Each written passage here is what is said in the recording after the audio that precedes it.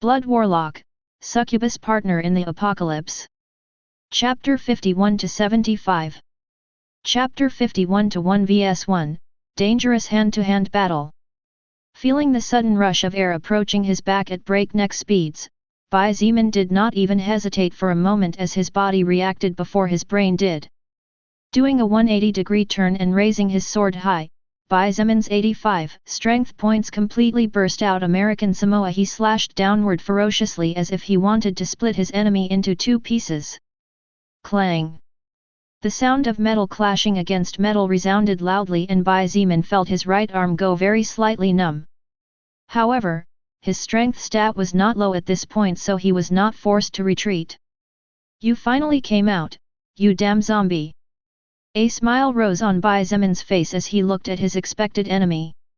Indeed, Ming Shui Shui's description was lacking but accurate. The beast was undoubtedly a zombie. However, unlike normal zombies or any other zombie Bai Zimin had encountered so far, this zombie had completely deep blue skin. The zombie's eyes were wide open, and unlike the rest of the zombies, the greenish glow in its eyes showed that its sight was there, unlike normal zombies that could not see anything. But the most striking thing was that its body seemed to be extremely agile, and instead of two arms it had two strange, sharp-looking sword-like blades as limbs. Scram! Bai Zimin shouted as he pressed the full weight of his body forward while applying all his strength on the sword that had collided with one of the zombie's blades. Surprisingly, the zombie was forced back several steps. This showed that its strength was undoubtedly inferior to Bai Zimin's. Grr! A strange grunt came out of the zombie's mouth and suddenly its body leaned forward, disappearing from the place where it was standing a moment ago. Fast! This zombie was incredibly fast. Bai Zimin's pupils dilated even more, and while gritting his teeth he immediately slashed towards its right side with all his might. Clang! Bang! After a powerful metallic clang, the zombie that was fast but obviously did not possess particularly high strength was sent flying and slammed hard into the opposing wall. However, Bai Zimin couldn't help but be a little scared. If it wasn't for his earlier experiment making use of his blood manipulation skill to somewhat control and increase the adrenaline outflow, then his normal reflexes would not have been enough for him to be able to react in time to the earlier attack. This meant that he would have been dead by now. Dead after just one trade. That's how terrifying the creatures that had officially taken a step on the path of evolution were. Even more so this zombie that only needed one cut to turn Bai Zimin into one of its comrades. Bai Zimin seized the opportunity when the evolved zombie was sent flying and activated his skill blood manipulation. The blood he had spread in this corridor suddenly turned into 10 blood chains, and under his control they flew towards the evolved zombie. The evolved zombie's greenish eyes glowed coldly and it jumped up before it began to move in strange patterns. Due to its speed, the creature managed to evade 6 blood chains, but 4 of them managed to surround it to the point where no matter where it tried to escape it would be impossible. However, what happened next was something Bai Zimin did not expect. Swoosh! A strange magical energy surged out from the evolved zombie's body, and a semi-transparent colored barrier whose shape was similar to that of an egg surrounded the infected's body. The 4 blood chains slammed against the energy barrier, creating metallic sounds before falling to the ground. What? Bai Zimin's eyes widened in shock. However, the evolved zombie suddenly disappeared from its position without giving him time to think too much about what had just happened. Damn it! Bai Zimin quickly turned around and raised his sword in a defensive stance to defend against the unexpected attack. Clang! This time, because he had been taken by surprise, Bai Zimin was forced back approximately 5 meters as his feet dragged on the carpet that adorned the floor.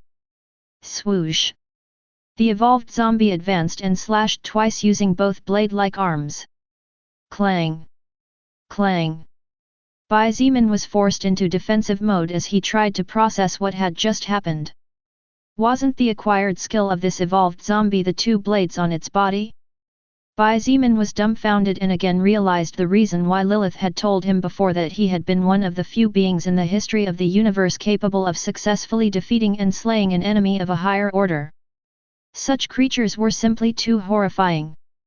If the evolved creatures of the first order were already this powerful, then how strong were the ones of the second order? Even worse? How strong was Lilith? And all those sixth order existences like her? Only now did Bai Zeman understand the reason why people like Lilith differentiated people like him and her into different categories, lower existences and higher existences. The difference between the two of them was simply colossal. Since you have that strange skill, then I will cut off your head with my sword. Bai Zeman gritted his teeth and slashed forward with all his strength. The evolved zombie was sent flying and rolled across the ground several meters before leaping to its feet. However, before it could even take a step forward and burst out with its ghostly speed, Bai Zeman had already appeared before it and was attacking again, forcing the evolved zombie to raise both of its blade-like arms to parry the blow. Bang! Again, the evolved zombie was sent flying and this time its body hit the wall 20 meters away, making a powerful bang and cracking the wall in the process. Swoosh! Bai Zeman, who had started dashing immediately after sending the evolved zombie flying, appeared in front of the creature at lightning speed and slashed diagonally again with the intention of cutting off its head. I don't believe I can't kill you. His eyes flashed with infinite coldness as he looked at the beastly eyes of the zombie in front of him. C52, Death Dance. Bang! Bai Zeman had swung the Xianyuan sword with such power that the evolved zombie was forced to kneel on one knee while crossing both limbs in an X shape to parry the blow. Even the ground had cracked slightly due to the powerful impact. But that wasn't all that happened. Crack! A very small sound that would normally go unnoticed rang out in the middle of the silent corridor where two beings were struggling to survive and evolve into something superior. The evolved zombie's greenish eyes twitched softly and a strange growl escaped from its mouth as it looked at the tiny crack that had appeared on both blades. The Xianyuan sword was not a normal rare-grade treasure, it was a rare-grade treasure that was at the peak. With its ability to pierce through almost any defense below level 40 and even being able to pierce through an armored vehicle, even the two blades of the evolved zombie could not withstand being hit with such power by such a weapon. Damn zombie! Bai Zeman spat and taking advantage of the superior position turned his body and kicked the evolved zombie in the ribs, sending it flying over 20 meters. The evolved zombie rolled across the floor until it hit the wall of the opposite corridor. If it were any other level 21 living being facing this zombie, that person would undoubtedly die immediately or end up being infected. However, Bai Zeman had been constantly fighting against existences stronger than him and upon defeating them his stats received a certain power boost, so his actual strength was much more than that of any other level 21. In addition, the current Bai Zeman was under a strange effect in which his reflexes and reaction speed had increased at least 2 or 3 times more than normal due to the rapid circulation of adrenaline through his skill blood manipulation. If only one of these factors were not present, Bai Zeman would have already been defeated because although his strength stat was at least twice higher, his agility was inferior so he would not even have time to react before being killed. Clang! Bang! The metallic sound and explosions echoed throughout the corridors as the evolved zombie tried to use its superior agility to overwhelm Bai Zeman. However, the creature failed to overcome his reflexes and reaction speed so it was always sent flying after meeting his sword. Why isn't this zombie using that strange skill it used earlier to parry my attacks? Bai Zeman frowned tightly as he collided with the evolved zombie. The evolved zombie's blades had small cracks that slowly but surely began to spread wider and wider with each collision. However, the beast was not using that strange barrier that had stopped the blood chains. Could it be that it could no longer use it? Such an idea flashed in his mind and he immediately activated his blood manipulation skill again without worrying about lack of blood as his previous preparations by spreading blood over most of the corridors had made everything simpler for him. Swoosh! After spending more than 30 mana points, 6 huge blood spears floated in the air and shot at full speed towards the evolved zombie that was struggling to stand up after being sent flying. However, that strange barrier appeared again, causing Bai Zeman to frown. Before discovering the weakness of that skill, he was unwilling to waste any more mana. In the end, Bai Zimin once again entangled with the evolved zombie in a fierce dance to the death where a single mistake could cost anyone their death, slowly forcing the creature to retreat to one of the marked rooms where the final phase of the plan would come into play. Asterisk asterisk asterisk. In one of the rooms on the 4th floor. Clang. Clang. Clang. Bang. Bang. Bang. Bang.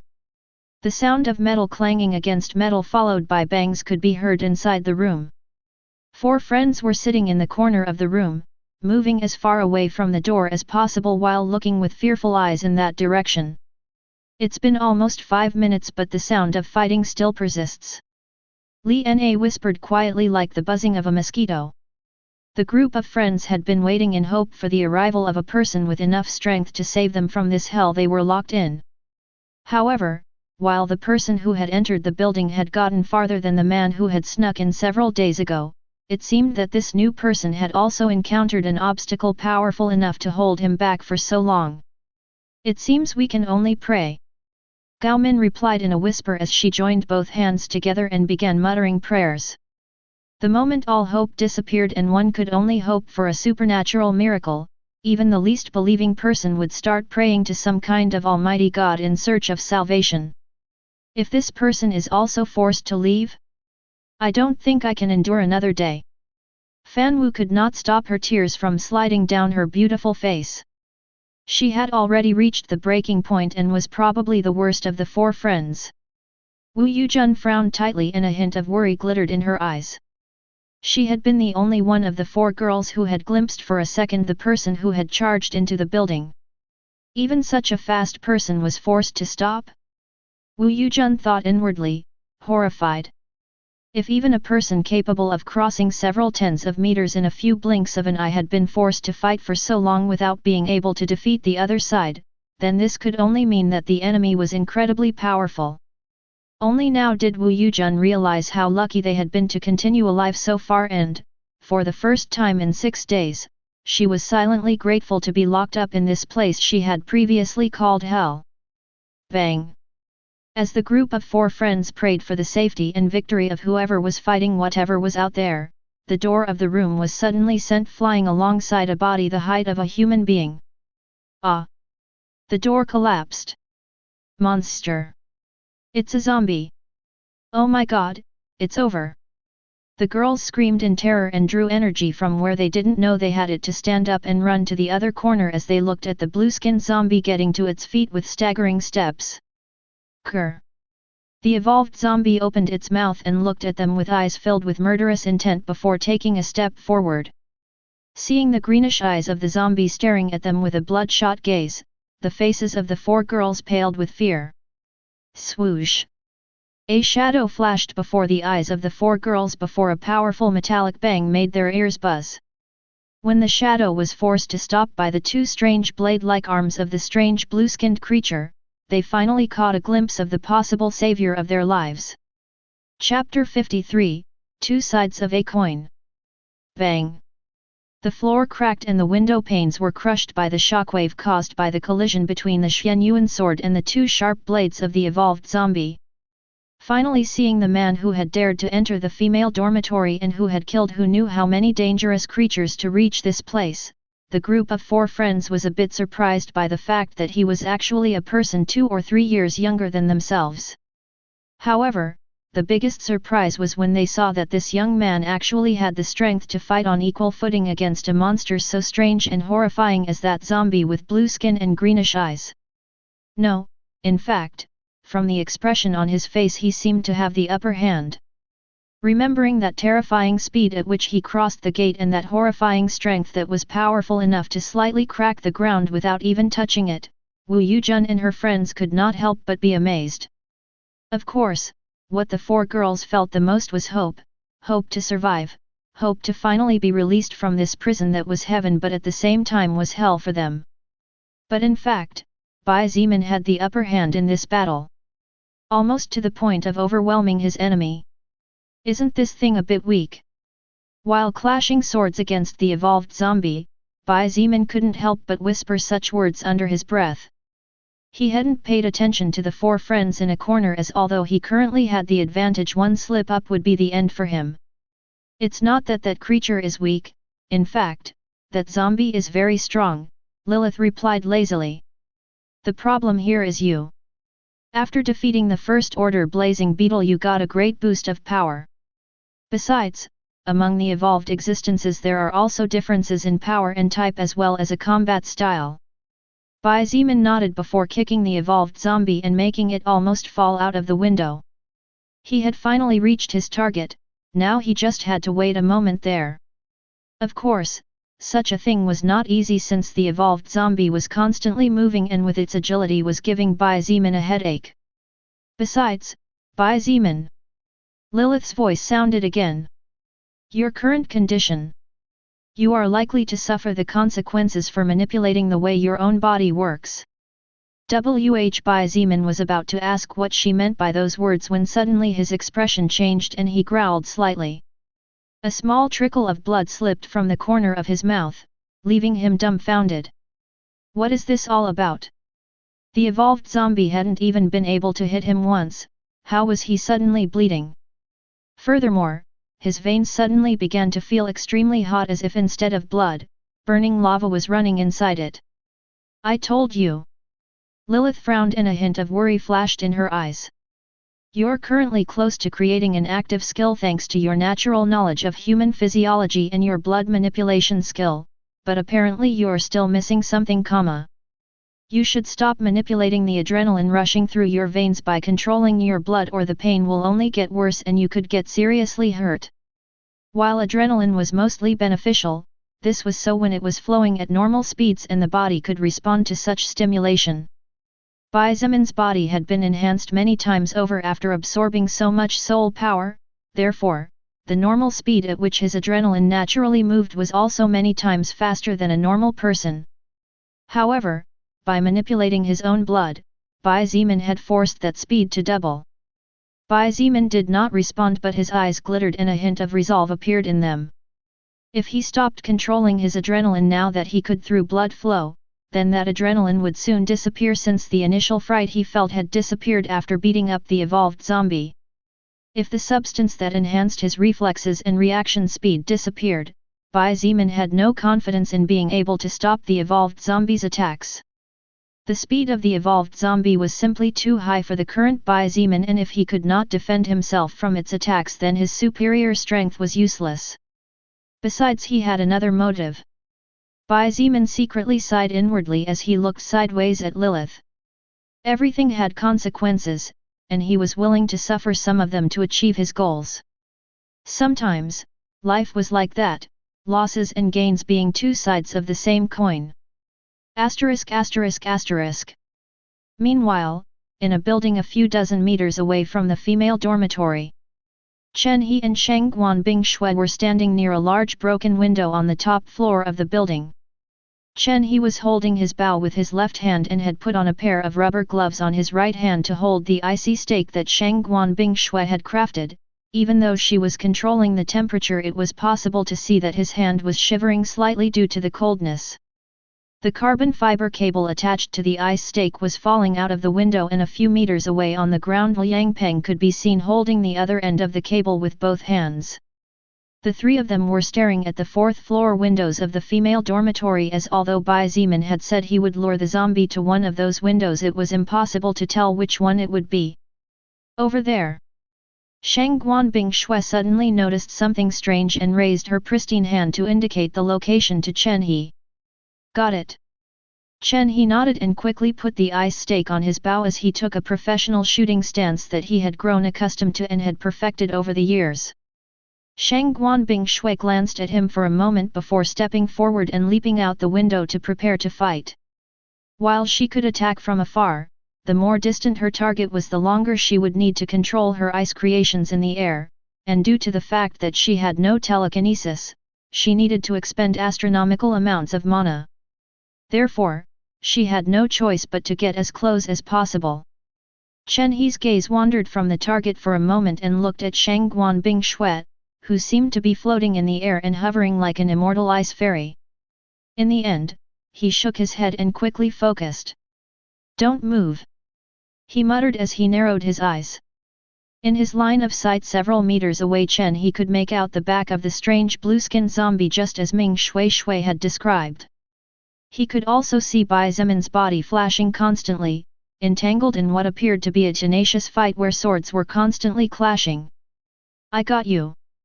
Chen, he whispered again for no one in particular, and his eyes flashed coldly before releasing his grip on the bowstring. The ice stake had turned into an arrow that traveled at astonishingly high speeds, and in a matter of a second or two it had already hit its target. Chapter 54, Realization. Swoosh. The piercing sound of the howling wind reached Bai Zemin's ears from the first moment the ice stake had left the bowstring's bow. Immediately and without delay he pressed the blades of the evolved zombie down with all his might. Instead of sending it flying like the previous times, this time his aim was to do his best to keep it firmly in place without allowing it to move. The ice stake that had been used as an arrow hit the back of the evolved zombie hard and easily went all the way through its body until the tip protruded into the chest area. Roar! A strange roar similar to that of a wounded lion erupted from the evolved zombie's mouth as its green eyes widened and it began to struggle frantically in an attempt to free itself from the strange object that had pierced its body. Unfortunately for the beast, the ice stake created by Shangguan Bingshui had been shaped in such a way as to make it easy to pierce through flesh but extremely difficult to get out due to the small sharp spikes protruding in the opposite direction. Realizing that it might be in real danger of death, the evolved zombie began to struggle frantically trying to flee. The smell of rotting flesh and dried blood assaulted Bai Zemin's nostrils. Obviously, the evolved zombie had been delighting in other creatures and other humans slowly over the past few days. However, although the smell was foul, he gritted his teeth and stopped breathing to firmly hold the zombie in the window area without letting it escape.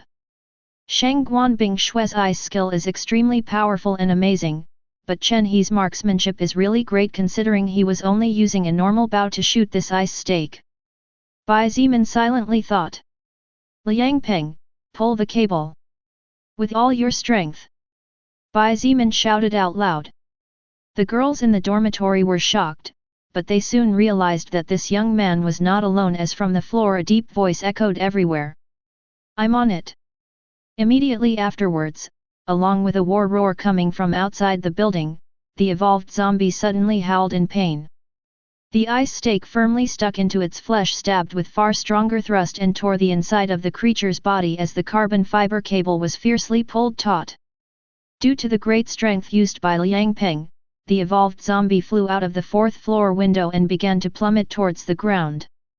You girls stay away from the door and wait here. Without looking back, Bai Zemin said those words and jumped out of the window while using one foot to propel himself forward.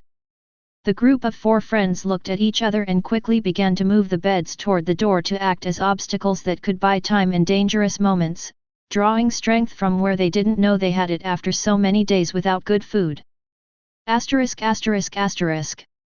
Outside the building. Jaaaaaa. Liang Peng screamed at the top of his lungs as the muscles in his body expanded to twice their normal size. Go to hell. Seeing the blue-skinned zombie falling towards him, Liang Peng raised his huge hammer and swung it behind his body before swinging it with all his strength forward. The surrounding air seemed to blast due to the amount of strength used, and because the evolved zombie was squirming in pain in the middle of the air and unable to control its body, it had no chance to dodge. Bang! The infected was hit hard and its body that was falling in a curved line was sent flying in a straight line as if it was a meteorite. Bang! The zombie's body hit the wall of the nearby building hard and a pile of rubble collapsed onto it. Phew! It wasn't so much in the end, was it? Liang Peng looked at Shangguan Bingshui, who was several meters away, and relaxed. The strength he had used along with the powerful blow of his hammer was enough to bring down an entire house. Liang Peng did not believe that a creature whose body was so thin as a stick could survive after being hit by such a blow. Retard! It didn't die yet. Bai Zemin shouted after falling to the ground and immediately broke into a sprint at full speed. Swoosh! Suddenly the dust cloud opened up completely and the rubble was cut into countless pieces at lightning speed. Before Liang Peng could react, the evolved zombie charged forward and raised its blade as it fiercely slashed downward. Liang Peng's face turned white like a cartoon ghost. Seeing those bloodshot eyes staring at him with murderous intent brimming over, Liang Peng's last thought was that his life was over. In fact, it should have been. Fortunately for him, Shang Guanbing Shui did not believe that a creature similar in level to the giant elephant beetle would die so easily, even if her reasoning told her that it was impossible to survive such a powerful attack. Ice wall. Shang Guanbing Shui's hurried voice rang out, and less than a second later a meter-thick wall of ice appeared before Liang Peng, separating him from the evolved zombie just before it managed to deal the killing blow. A tearing sound echoed through all the nearby buildings as the blade of the evolved zombie sliced through the thick wall of ice as if it was made of soft, thin cotton. Ice bullets. Shang Guanbing Shui couldn't help but let her expression change when she saw how easily her defensive wall was knocked down, and quickly gritted her teeth, spending a quarter of her current mana to create 20 small ice bullets and launch them forward. The ice bullets looked like real bullets as they moved at speeds difficult to track with the naked eye. However, to Shang Guanbing Shui's disbelief, the evolved zombie's greenish eyes glowed and the bullets were deflected by the same strange energy barrier that had stopped Bai Zimin's blood chains and blood spears. The sound of the ice bullets hitting the strange barrier was similar to that of small metal spheres hitting a steel plate, and a second later all the ice bullets had melted into the ground. Swoosh! Swoosh! Swoosh! The wind howled and the evolved zombie quickly turned its body before starting to cut with its only intact blade, as one of them had been destroyed by Bai Zimin's constant attacks and Liang Peng's powerful final blow with his hammer. In less than a second, the creature had managed to make 3 different cuts, showing that even if it was wounded its speed was still as scary and horrifying as ever. Clang! Clang! Clang! After 3 metallic sounds, 3 arrows fell to the ground a close distance from the evolved zombie. The evolved zombie looked towards the distant building and its eyes glowed ominously as it glared at Chen He, who was stunned to see the power demonstrated by the zombie in front of him. In fact, it was not only Chen He. Shang Guanbing Shui and Liang Peng were shocked and frightened after realizing the reason why Bai Zimin had previously refused to fight this creature. Was this the power of a first-order creature? The blue-skin zombie's power was too strong. In just 2 seconds it had shown enough power to prove to them that no one could really stop it. C55, the battle is over and the debt is settled. Shang Guanbing Shui, Liang Peng, and Chen He's confrontation against the blue-skin zombie had been brief, only 2 or 3 seconds in total. However, those 2 or 3 seconds were enough for each of them to realize how strong the enemy in front of them was. In fact, only Liang Peng had managed to successfully hit the strange zombie once, and the only reason he had managed to do so was because the zombie was in the air unable to defend itself and suffering great amounts of pain. It had only been a few seconds, but during that short and scarce time, the life of one of the strongest evolved fighters of the group was close to perishing. Too strong and too terrifying. That was the general thought of the 3 of them. Swoosh! The blue-skin zombie saw Bai Zimin running towards it and quickly took off running. Clearly, the infected creature seemed to know that confronting him would put it in danger, so it tried to take the opportunity to run away. Does this damn creature already have a basic level of intelligence? Bai Zimin felt his scalp stand up at the thought of such a fast zombie lurking in the nights waiting for the opportunity to attack. Stop it! We can't let it slip away from us. Bai Zimin gritted his teeth and pushed his speed to the limit. Although he still had status points free and could add them to agility at any time, unless extremely necessary, he wasn't willing to waste them so casually. The evolved zombie that was trying to flee was running in the direction where Shang Guanbing Shui was, so when it arrived in front of her and saw her blocking the way, the creature howled strangely and slashed downward with its blade. Chen He's face turned pale at the sight of the zombie's intentions, and his legs felt weak as he realized that he not only had no time to react but also could do nothing more than watch as the life of his loved one was at risk. Even Bai Zimin, who was the fastest of the group, did not have the ability to close such a large distance in such a short time, as he would need at least a second or 2 more. But what everyone saw was not Shangguan Bingshue's beautiful body being cut into two halves. Clang! After a sound of metal clanging against metal, everyone saw the ice beauty raising a small curved dagger to the level of her head. The blade of the evolved zombie was large, but Shangguan Bingshue had actually used such a small bladed weapon to parry its attack. Moreover, from her grip on the dagger and the cold expression on her face, even a fool could tell that it wasn't luck and she was definitely a trained person skilled in close combat. Perfect! Shangguan Bingshue, hold it there! Bai Zimin couldn't help but praise loudly. In the next instant, he reached for the zombie's back and quickly raised his sword high before performing an oblique slash. The evolved zombie tried to turn around to stop Bai Zimin's attack, but Shangguan Bingshue did not allow it to do what it wanted. She leaned her body forward and used all her strength to oblige the zombie to stand in place. Thanks to the zombie's strength not being especially high, she was not forced to retreat and seemed to be able to stand her ground in a close battle. Slash! At the last instant and just before losing its head, the evolved zombie tilted its body at a strange angle, causing Bai Zimin's slash to miss. However, the creature was by no means unscathed. Yowl! A high-pitched howl escaped uncontrollably from the evolved zombie's mouth. Its left arm had been completely hacked off along with a portion of its ribs. Blood had begun to gush out like an endless fountain, and from the distorted expression, it was obvious that unlike normal zombies that did not fear pain or death, this zombie could feel great amounts of pain.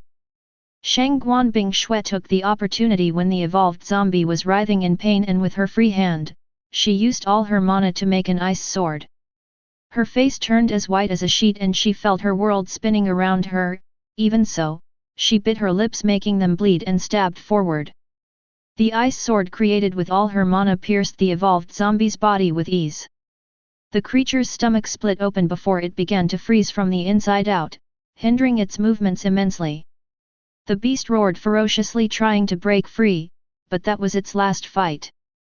Bai Zimin used the momentum of his previous attack to make a full turn and made a horizontal slash. This time, thanks to Shangguan Bingshue's support, the evolved zombie had neither the ability nor the luck to avoid the attack. The zombie's head shot up into the sky before falling to the ground with a thud and rolling 2 or 3 times. Soon after, the body of the now headless evolved zombie fell to the side and dark-colored blood began to spurt out uncontrollably, staining the ground completely in just a few seconds. 4 orbs of energy came out of the zombie's body and each orb entered each person's body. Chen He and Liang Peng's were similar. Shangguan Bingshue's was about 2 or 3 times brighter, and Bai Zimin's was several times brighter than theirs.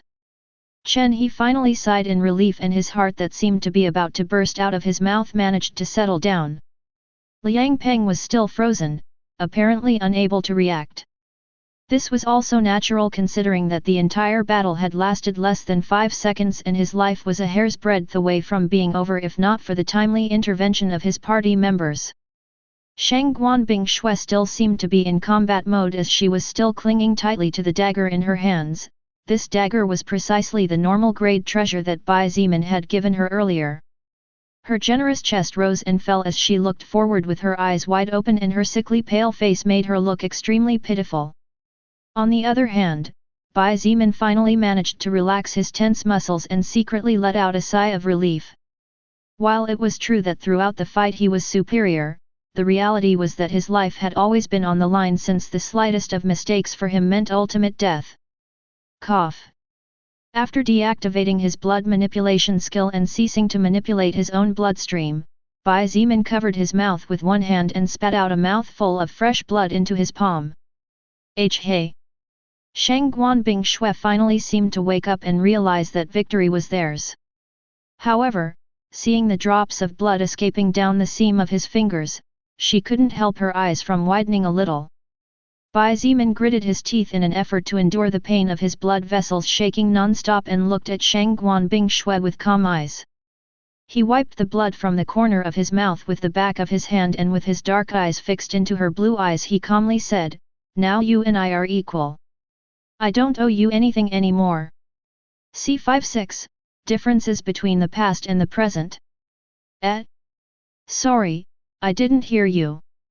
Shang Guanbing Shui furrowed her eyebrows slightly and leaned forward a little closer.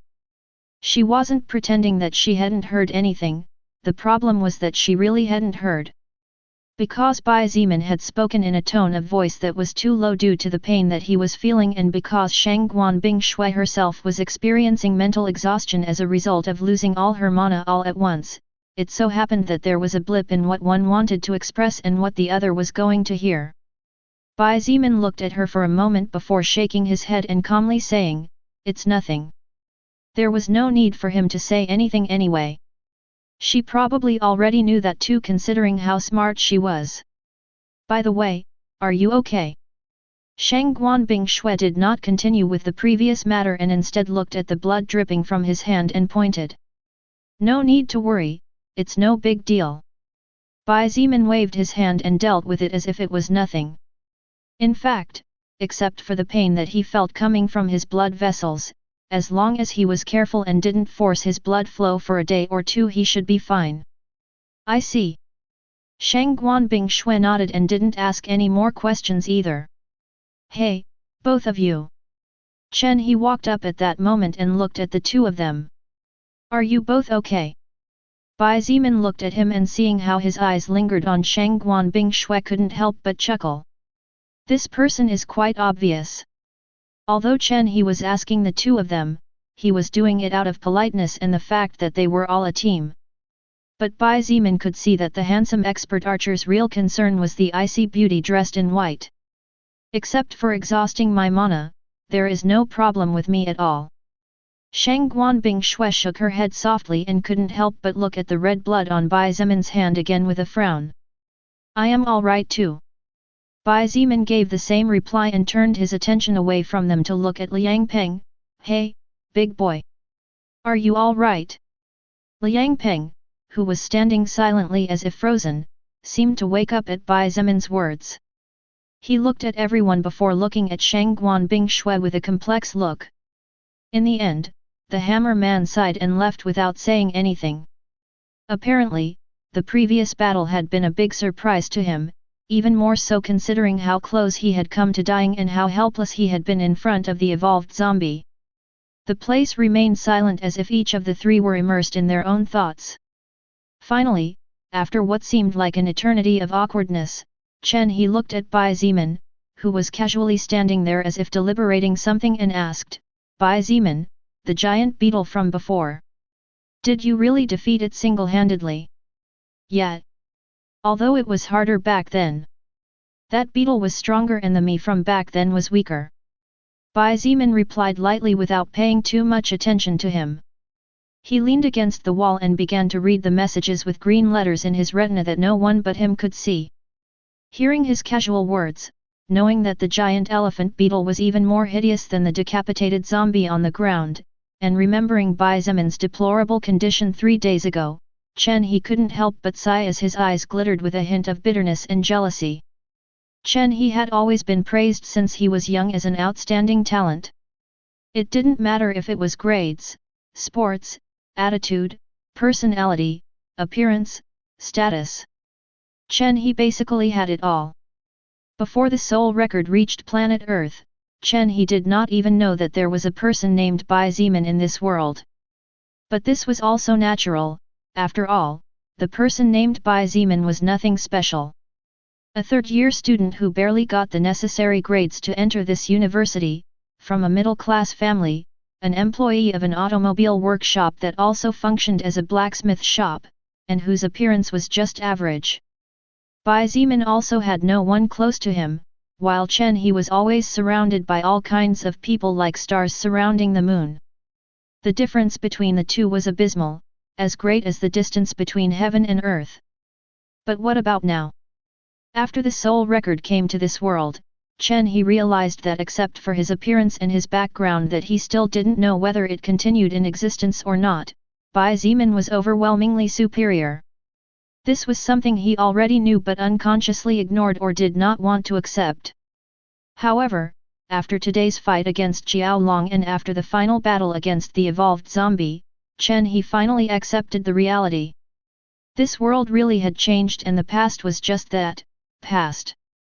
Shang Guanbing Shui looked at her childhood friend, who looked bitter and sad but at the same time, a touch relieved, unsure of what he was thinking. In the end, she just said the first thing that came to her mind, Chen He. That was a good shot. He looked at her for several seconds, appreciating every inch of her face as if to burn every detail into his memory. Finally, he smiled and nodded, it was. With nothing more to say, Shang Guanbing Shui looked at Bai Zimin and frowned as she saw that he still seemed to ignore the surroundings completely. In fact, he seemed to have forgotten about the existence of the two of them as he currently seemed to be talking in a low voice to himself. Had this person gone crazy? Shang Guanbing Shui couldn't help but let that thought flash through her mind before forcibly shaking it off. In the end, she looked at the orbs beside the zombie corpse before turning her gaze towards him again. Bai Zimin, are you really okay? Bai Zimin blinked and looked at the two people blankly. He naturally hadn't gone crazy. It was just that he was currently having a small talk with Lilith about what to do next and was so secretly excited that he ended up forgetting about Shang Guanbing Shui and Chen He's existence. In fact, he had even forgotten about something very important as well. Shang Guanbing Shui looked at him for a moment and at his confused face, she couldn't help but shook her head. In the end, she pointed to the ground and said in an indifferent voice, what shall we do with these things? I mean the distribution. Bai Zimin looked at the spot pointed out by Shang Guanbing Shui and seeing the glowing orbs lying on the ground almost felt like shouting out loud. A red orb equivalent to a normal grade treasure, a orange orb equivalent to a rare grade treasure, and a yellow orb equivalent to a magic grade treasure. 3 orbs that contain treasures. C57, Mutant Plant, Part 1. Because Liang Peng had left a bit dejected and apparently with a lot of things to think about, there were only 3 people left present, exactly the same amount of orbs that the evolved zombie had dropped this time. This had made things easier as it would otherwise be difficult to start distributing the loot. Although it was likely that Liang Peng would give up his share in order to feel less indebted, it was also not certain that such a thing would happen. After all, the human heart was unpredictable. Besides, Bai Zimin did not know whether Shang Guanbing Shui and Chen He knew about the existence of the orbs and how they were distributed according to their colors. Wouldn't it be good to take advantage of that as much as possible then? However, that was merely a fleeting thought as Bai Zimin knew that it was not easy to deceive the 2 people in front of him. Chen He and Shang Guanbing Shui were 2 extremely smart people, especially her, who was not only smart but also cunning as a fox. Indeed, as he looked at her he saw that she was also staring at him. I like the color yellow. Bai Zimin said out of nowhere. Chen He and Shang Guanbing Shui looked at each other strangely before she turned to look at him and said with a smile, I love yellow too. Bai Zimin was already immune to her cunning little fox smile. Instead, he gave her a friendly smile and continued, well, too bad. Considering that my contribution is the highest, I guess I'll be shameless and take the yellow orb. Want to play games of cunning with me? You're still too immature. Bai Zimin secretly sneered. Indeed, Shang Guanbing Shui's smile disappeared in the blink of an eye and she looked at him with the same indifferent look as always while secretly clicking her tongue and muttering something that probably only she could understand. With nothing more to say, Bai Zimin stepped forward and picked up the yellow orb with delight. This was his second yellow orb and thus his second magic grade treasure, how could he not be secretly excited? After picking up the orb, Bai Zimin looked at Shang Guanbing Shui and Chen He and slowly explained, red orb contains a normal grade treasure and orange orb a rare grade treasure. Although I think it's quite obvious but the normal treasure is inferior to the rare treasure. Still, both are good stuff, you two decide who gets what. Hearing Bai Zimin's explanation and after remaining silent for a moment, Chen He looked at Shang Guanbing Shui and waved his hands as he said, Bing Shui, you take the rare treasure. I couldn't do much during the battle and except for shooting the ice stake that you created my contribution is even inferior to Liang Peng. At least he managed to break one of that creature's blades. Shang Guanbing Shui did not stand on ceremony and nodded without saying a word. At a certain point, she and Bai Zimin had the same main goal, to survive. In order to survive and not fall and then be devoured by some strange creature, she needed power, and treasures were undoubtedly a good way to acquire such power. Even if it was external strength, the treasures could help them defeat more powerful enemies, which would allow her to absorb a greater amount of pure soul power. Without saying a word, each of them kept their respective loot of victory to look at and study later. Let's start inspecting the female dormitory. Bai Zimin frowned and said with some confusion, I think there's something weird in there. Shang Guanbing Shui looked at him strangely but said nothing and nodded indifferently before starting to walk towards the nearby building. ******. The survivors were left in a nearby building under the protection of Fu Suifeng, Cai Jingii, and Zhongde. Although none of the three had treasure-level weapons, any iron pipe or wooden stick was enough to deal with the zombies, considering that they all possessed a skill and a stat at least 2 or 3 times higher than that of a normal person. A careful search was conducted in the female dormitory, and the ones in charge were Bai Zimin, Chen He, Shang Guanbing Shui, and Liang Peng, who had already recovered a bit from his negative thoughts. The lower and second floors were devoid of any signs of life. Both floors had been cleared by the zombies or Qiao long in the past. On the third floor, approximately 30 female students were found who were still alive. However, the biggest surprise was that on the fourth floor there were over 100 female students alive. Although all of them were weak and some of them seemed to have become a bit mentally ill with all that was occurring, at least they were still alive and had a chance to lead as good a life as possible, unlike those who had been eaten alive. In a room on the fourth floor, Bing Shui. Gao Min jumped into Shang Guanbing Shui's arms and began to sob like a little girl, releasing all her grievances with her parents after being bullied by someone bigger. Gao Min had been practically the pillar of her group since Li Na and Fan Wu needed constant mental support in order to overcome the mental pressure and hunger that threatened to drive them crazy. After all, it was not easy to go through such an abrupt change overnight. On the other hand, Wu Yujun was generally quiet and silent, so it was difficult to know what she was thinking or if she was well. Therefore, Gao Min could only take on the role of the pillar by herself unless she wanted to see her friends dying in front of her eyes. It's okay. Everything will be fine now. Shang Guanbing Shui gently stroked the girl's back in her arms and let out an inaudible sigh. It wasn't just Gao Min. Shang Guanbing Shui was also assaulted by Li Na and Fan Wu, so she had to take some time to calm her friends down. Although they had only met 3 or 4 years ago, they had become very close to each other, and Shang Guanbing Shui was really happy that they were safe. Yujun, it's good to see that you're okay. Chen He looked at the stand-up beauty and sighed. If anything happened to you, your father and grandfather would go crazy later. All thanks to you guys who arrived on time. Wu Yujun smiled slightly and nodded. Even though she was not in her best condition due to not being able to eat properly for almost a week, her clothes were clean and the smell of her body was sweet as roses thanks to the shower in the dormitory. Every day, the girls showered very carefully and without making too much noise every time they stepped into the hot tub to avoid attracting zombies. So, they were comfortable in that sense at least. At first, they were reluctant out of fear. But hunger, confinement, and the discomfort of not being able to take a hot shower were making everything more difficult for them. So, after 2 or 3 days of deliverance, the 4 decided that if they were going to die, at least they might as well release one of their sorrows. C58, Mutant Plant, Part 2. Chen He, Shang Guanbing Shui, and Wu Yujun were the 3 friends who had known each other since childhood due to their family ties. The 3 were about the same age, with Wu Yujun being the youngest of the group by 1 year.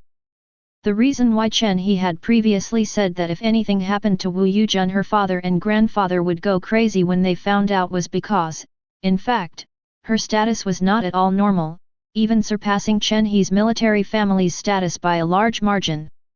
She was actually the granddaughter of the current Prime Minister of China Wu Jianhong, being known as one of the 8 most powerful men in the whole country. Her father Wu Qiqian was the current mayor of the Chongping district of Beijing City, which consisted of a total of 10 localities. Wu Yuzhen's Wu family was not only one of the most terrifying and politically powerful families in all of China but in recent years had also begun to expand into the military field since one of Wu Yuzhen's uncles had quickly risen through the ranks of the army. Basically, Wu Yuzhen's status was that of a little princess in the past, and it was precisely because of her powerful backing that no one had dared to lay a finger on her, although there were countless outstanding young men drooling to court her, and all those who had dared to try had disappeared without alerting anyone. If she, the most beloved granddaughter of the second most powerful man in all of China, suffered any backlash, if the army managed to overcome this tribulation and the central government remained standing, the whole country would probably be shaken by the wrath of the Wu family. Even launching nuclear warheads on the zombies was not impossible. ******. Bai Zimin had stood outside the room for several minutes observing the group's friendly reunion from a corner. The tears of pain and relief as well as the muffled sobbing of the three girls surrounding Shangguan Bingshui. He looked at all of this with a complicated expression before shook his head softly and turned around to leave quietly. As he walked silently down the corridor, a silence where even his footsteps could not be heard, the beautiful woman walking beside him tilted her head and asked curiously, "Could it be that you are jealous?" "Ha!" Bai Zimin looked at her with raised eyebrows and asked in return, "Could it be that you've gone completely mad, beautiful queen?" "Don't be shy. Just admit it," Lilith said in a playful voice before suddenly jumping on him as she said cheerfully, "This beautiful big sister will spoil you a lot, come here." "You! Let go of me, you perverted succubus! If you want my life energy you'll have to fight a lot harder than this." He began to push, trying to break free. "I told you it's not like that."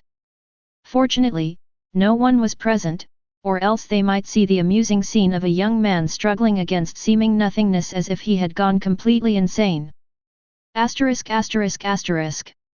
After calming down the Gaomin trio and allowing them to eat something light to open their stomachs, Shangguan Bingshui approached Wu Yuzhen, who was drinking boxed milk along with a bread bun, and gave her a rare genuine smile. "I'm glad you're safe and healthy, Yuzhen." Wu Yuzhen reciprocated the genuine smile and looked at her with a relieved but somewhat complex look as she said, "Although I knew you would definitely be fine since it's you, I didn't expect you to become this strong." Earlier, after slightly ensuring the entrance to the room, Wu Yuzhen could not help but approach the window, so she had witnessed with her own eyes the short but dangerous battle of the group of four against the strange blue-skinned zombie. She had seen how Shangguan Bingshui created and controlled ice as if she was a goddess, so she couldn't help but feel a touch of envy of her. After all, while Shangguan Bingshui had obtained the ability and power to defend herself, Wu Yuzhen herself could only hide in this small room in order to survive. Shangguan Bingshui seemed to know what her good friend's thoughts were. But she shook her head and sighed lightly as she explained in a somewhat sad voice, which was in stark contrast to her usually cold and immovable tone, "No. Actually, I was just lucky." At that time, Xiao Bai turned into a strange creature, but before it could move it seemed to be frozen. "I take the opportunity and stabbed it with a knife." Xiao Bai was actually the little white rabbit that Shangguan Bingshui's mother had given her, and she really loved it very much. Xiao Bai was a rather old rabbit that had been with her for over 5 years, but the mana had affected it as its body was mutated and, seizing the moment as she noticed something was wrong, she killed it, thus gaining her ice maker skill. "I see. Sorry about that." Wu Yuzhen finally understood and looked at her with a tinge of sympathy. As her best friend and childhood acquaintance, Wu Yuzhen knew how important Xiao Bai was to her and the significance of that rabbit in her heart. The fact that Shangguan Bingshui had the courage and resolve to end its life without hesitation was something that not many people would be able to do. By the way, trying to change Shangguan Bingshui's somewhat subdued mood and wanting to ask this for quite some time now, Wu Yuzhen looked at the surroundings and asked in confusion, "The guy with the sword and black coat from before is not with you? He left with the man with the beard and that big hammer." Hearing her question, Gao Min, Li Na, and Fan Wu looked at Shangguan Bingshui and Chen He waiting for a response. Because Bai Zimin had stayed outside the room in a corner, the 4 girls had not seen him, so they had thought he was doing another task. While it was true that they were happy to see their friends, especially Wu Yujun since they had been friends since childhood, and while it was true that they were surprised to see that Chen He and Shang Guanbing Shui seemed to have become more powerful people, the person who had left the biggest impression on the minds of the four girls had been the one who had sneaked into the dormitory and killed his way here. This was especially true for Wu Yujun. She had seen how Bai Zimin was the only person capable of fighting in the upper hand against that blue-skin zombie, so her impression of him was the greatest. Therefore, not seeing him here she couldn't help but wonder. Considering his strength, he definitely had to be one of the leaders. But where was he then? Now that you mention it. Chen He blinked and looked at the surroundings dumbfounded as he said, wasn't he just behind us a few minutes ago? How did he suddenly disappear? Shang Guanbing Shui was also speechless. After looking around the surroundings and not finding him anywhere, she couldn't help but grit her teeth as she complained in a low voice, this person. He really is like an uncontrollable horse. Didn't we all agree to move together before? C59, Mutant Plant, Part 3 last. Oh. Wu Yujun looked somewhat surprised and asked curiously, it seems that you guys aren't a very close group. Well. It's not that we don't get along badly either. Chen He replied with a forced smile, it's just that he's a bit special. He usually stays alone in a corner and doesn't seem particularly willing to talk to anyone. Therefore, it's hard to get close to him. Even with our Princess Bing Shui there that guy can stay away. Wu Yujun joked as she looked at Shang Guanbing Shui. They were both beautiful women in their own right. It was just that the beauty of both of them was different. If Shang Guanbing Shui was a beautiful ice goddess who seemed pure and remote, then Wu Yujun was more of a beautiful ardent goddess with a more playful and gentle attitude. Shang Guanbing Shui had been ranked as the number one beauty in the entire university while Wu Yujun had been ranked second. However, this was because Shang Guanbing Shui had more suitors and admirers, but Wu Yujun was also courted by countless men who thought she was more beautiful. This. Chen He looked at Shang Guanbing Shui for a moment before hesitantly responding, actually, he doesn't seem to look at Bing Shui in any particular way. Maybe he has a girlfriend? Or maybe he's just not attracted to her. After all, before the whole world changed he was an unknown person to us so we don't know much about him. MMH. Who knows? Wu Yujun smiled mysteriously and did not pursue the matter further. We'd better go find that guy. Shang Guanbing Shui sighed exhaustedly before turning around and walking towards the exit without waiting for an answer. She still remembered that Bai Zimin had said that he suspected that there might be something strange in this building. This was precisely the reason why they had all agreed to move together before he suddenly disappeared. Chen He and the group of 4 friends quickly walked after her and so the group of 6 began to inspect the 4th floor, room by room. Asterisk asterisk asterisk. On the other hand, in one of the rooms on the 4th floor, the person who Shang Guanbing Shui's group was looking for was currently looking at the scene in front of him with a curious look. Earlier, the reason why Bai Zimin had suspected that there was something wrong with the blue-skinned evolved zombies' behavior was because the creature's behavior was too different from the rest of the zombies he had encountered so far. Normal zombies had no vision, only instinct, sound, and smell to find prey to devour. Whenever a living being appeared within their detection range, the zombies would definitely advance towards that place regardless of whether the other party was strong or weak and with the only thought of eating their flesh and drinking their blood. However, the blue-skin zombie had contradicted all of this almost completely. Phase 1 of the plan was not only to make noise to attract normal zombies and other creatures from the surrounding area, it was also to lure the evolved zombie out of the building and attack it together.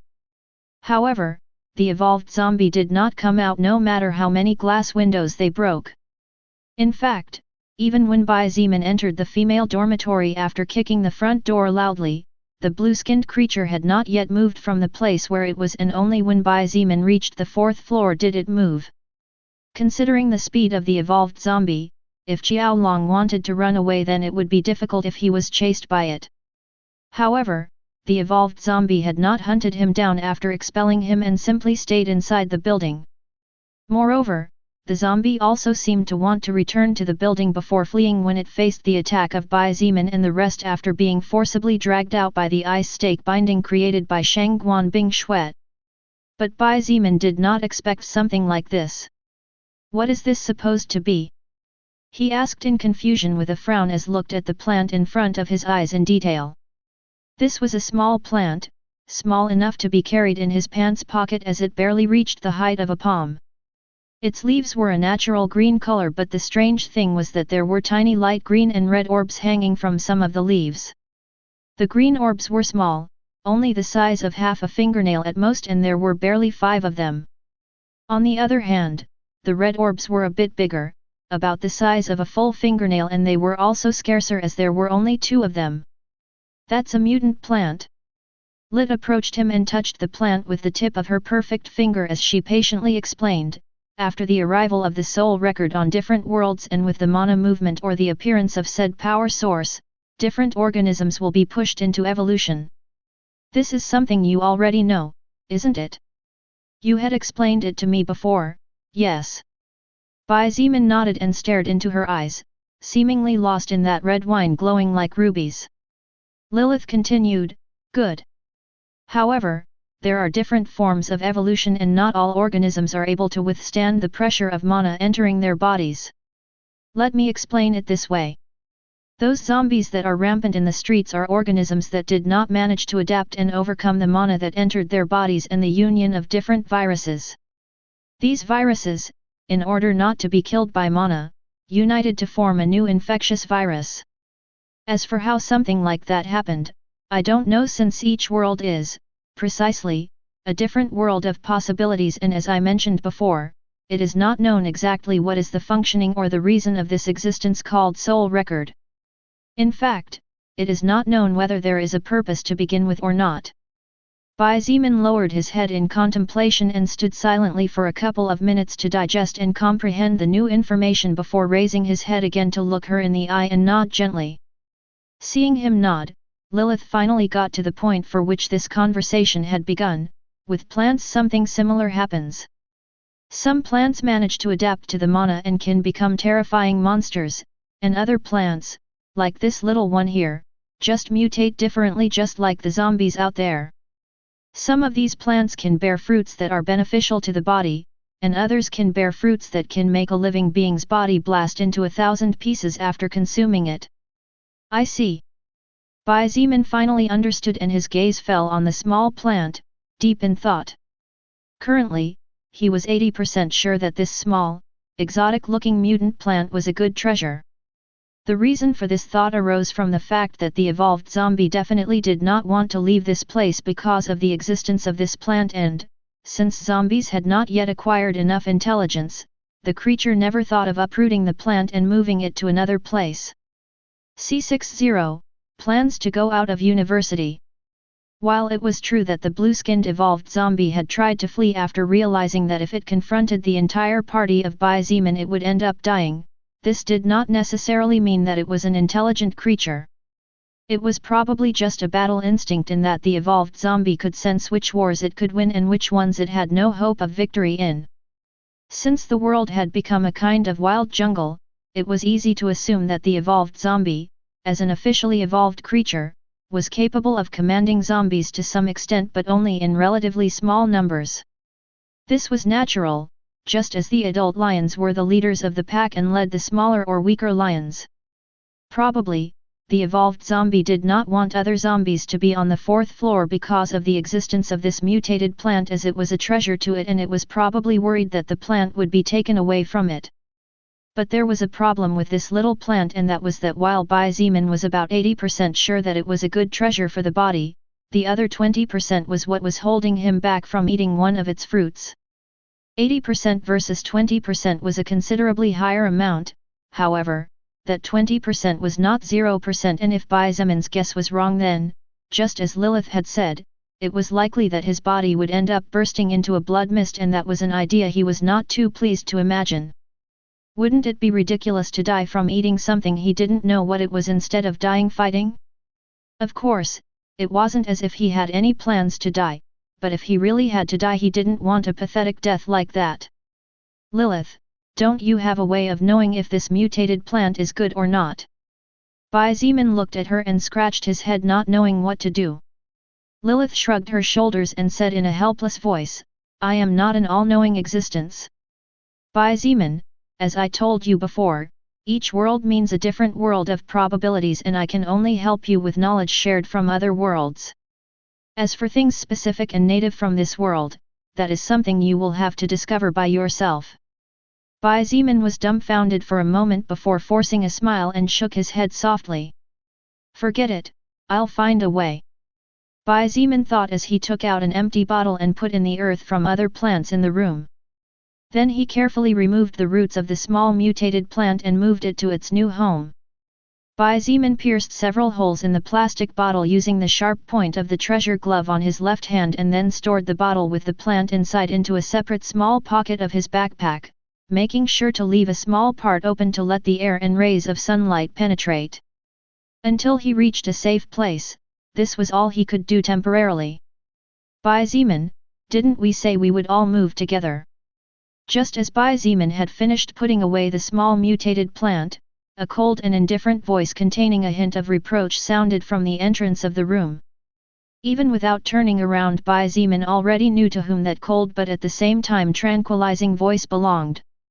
He slowly stood up and slung his backpack over his shoulder before turning around and said with a smile, Well, I saw that you all seemed to know each other, and I didn't want to interrupt your heartwarming meeting. You. Shang Guanbing Shui wanted to say something, but the reality was that it was in fact they were the ones who had dawdled for too long. Seeing her silently admit defeat, Bai Zimin couldn't help but feel a little better about himself, and without another word walked towards the exit. Wait a moment please. He wanted to leave as he had something important to do, but apparently more people wanted to hold him back. Bai Zimin turned around with a frown and looked at a girl whom he didn't know, who was looking at him gratefully. Do I know you? No. Well, you saved me before. Li Na walked over and bowed profusely as she thanked him through tears. Thank you really very much for today earlier. If it wasn't for you killing all those horrendous zombies and getting that blue-skin zombie out of the building, I'm afraid I could only starve to death locked in that room. Bai Zimin saw that it wasn't just one girl, there were three more nodding and looking at him with eyes filled with gratitude. After a few seconds, he finally remembered that these girls were the ones in the room whose door was smashed down by him when he sent the evolved zombie flying with a kick. Ah, that? It's nothing. Bai Zimin smiled slightly and pointed at Shang Guanbing Shui while slowly saying, If you want to thank someone, thank the president of the student association over there. I owed her a favor in the past and she used that favor to request my help, or else it is unlikely that I would have risked fighting that evolved zombie. Bai Zimin did not take credit he thought undeserved and directly pointed to the real hero here. However, the gaze of the four friends towards him did not change. Although Bai Zimin wondered if that look of gratitude would remain on their faces when they learned that he had thrown a person alive into the zombies to be eaten a few hours ago. That was none of their business anyway, and it wasn't like it hurt him either. Everyone was free to do as they pleased, and even more so in this new world. By the way, Shang Guanbing Shui. Bai Zimin turned around to leave before he remembered something and paused for a moment as he said, Tomorrow, I'll start clearing the path in a southerly direction to leave the university. Shang Guanbing Shui knew what he meant even without him saying anything else. She remained silent for quite some time, apparently considering a few things before raising her head again to look at him and slowly saying, Why don't you wait another day or two? Oh? And why? Bai Zimin raised an eyebrow, slightly confused but not angry, since from what he had seen of her so far, Shang Guanbing Shui was a woman who 90% of the time was rational and clear-thinking. Therefore, he was willing to listen to her opinion and ideas. Remember the giant beetle? We still need to take care of that, and while clearing the path to the exit will take some time, at least we need a day or two to find someone willing to taste the meat first.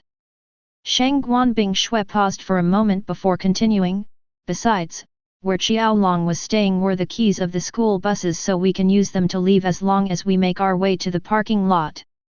But even then we need to make some adjustments to the windows. Bai Zimin's eyes lit up slightly upon hearing Shang Guanbing Shue's reason, as he had heard something that mattered more to him than the beetle's meat at the moment.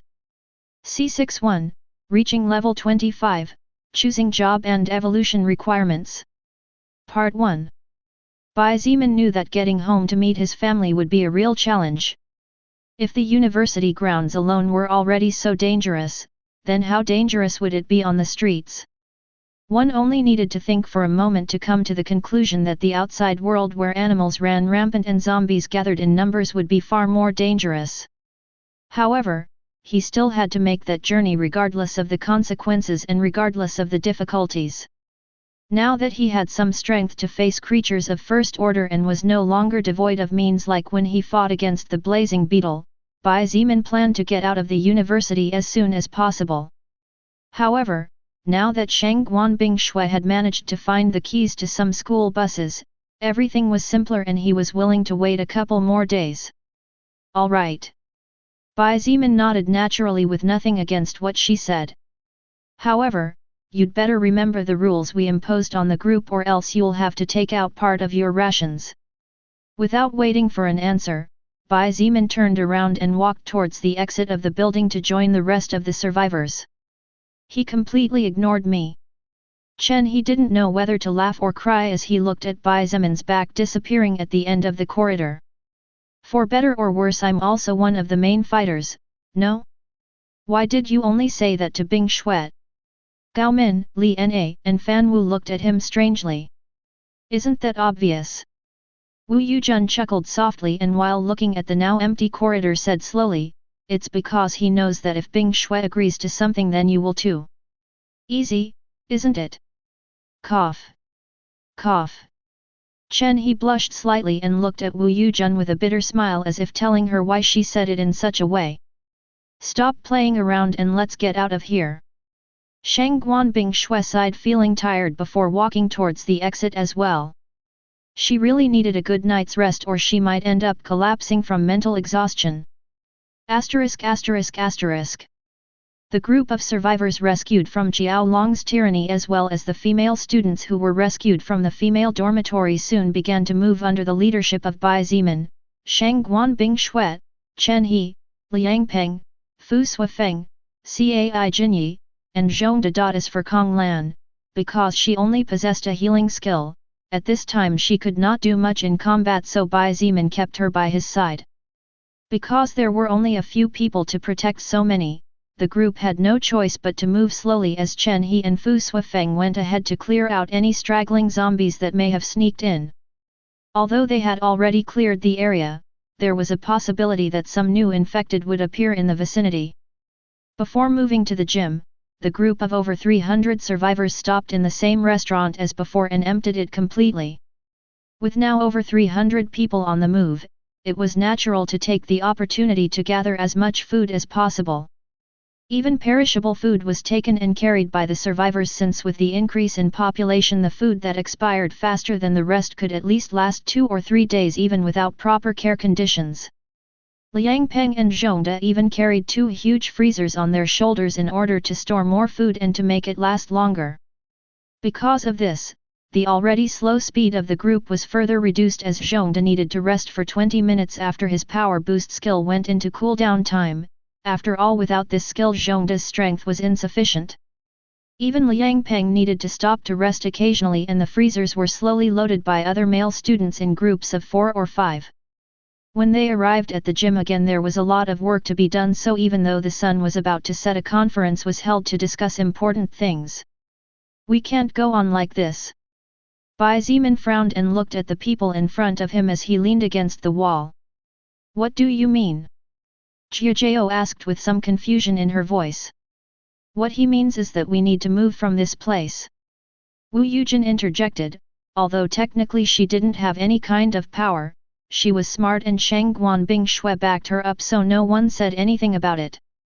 Bai Zimin did not look at her and nodded as he looked out. That's right.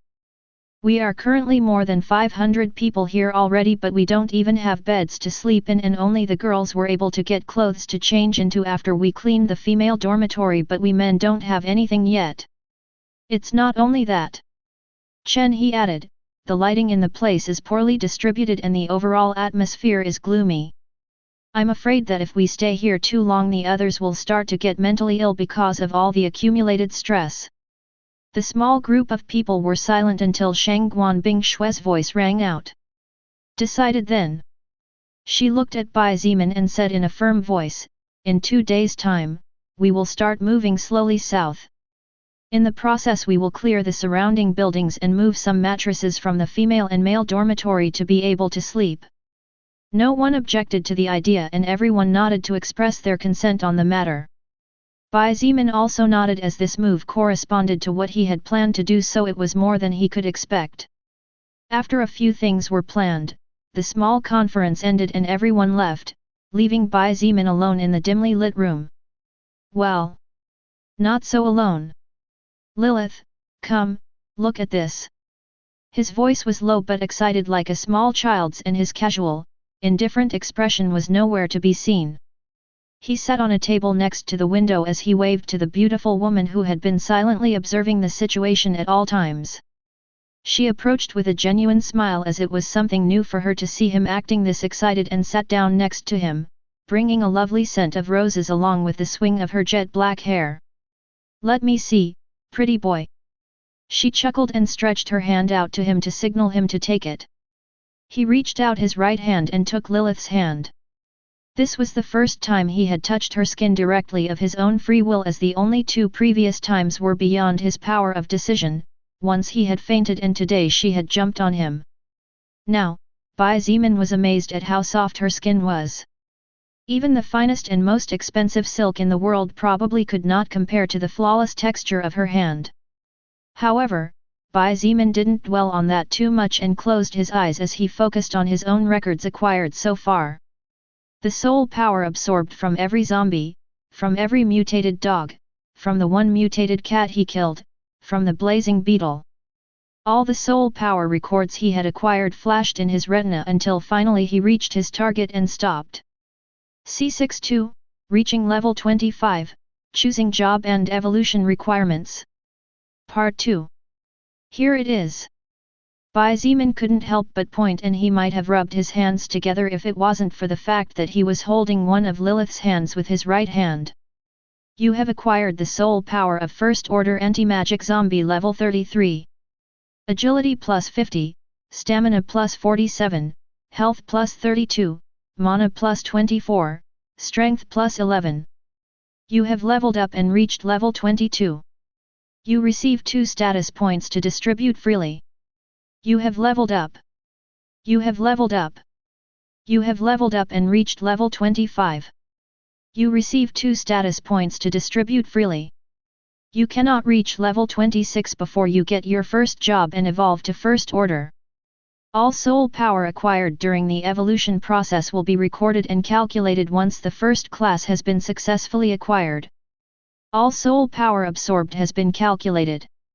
You can choose one of the following jobs. 1. Swordsman. 2. Mage. 3. Assassin. 4. Mechanic. 5. Blacksmith. 6. Martial warrior. 7. Blood berserker. Somehow, in Bai Zimin's retina, many messages could be seen, and among them was a strange one showing many names like those that would appear in role-playing games. These were messages that he had received after absorbing the blue-skinned zombie's soul power, and was precisely because he was paying attention to these messages that after defeating the zombie he had stood silently without paying attention to Shang Guanbing Shui or Chen He and had practically forgotten about the treasures for a moment. He had finally reached the level needed to take the necessary trial to obtain a job, and when he passed it he would finally become a first-order existence.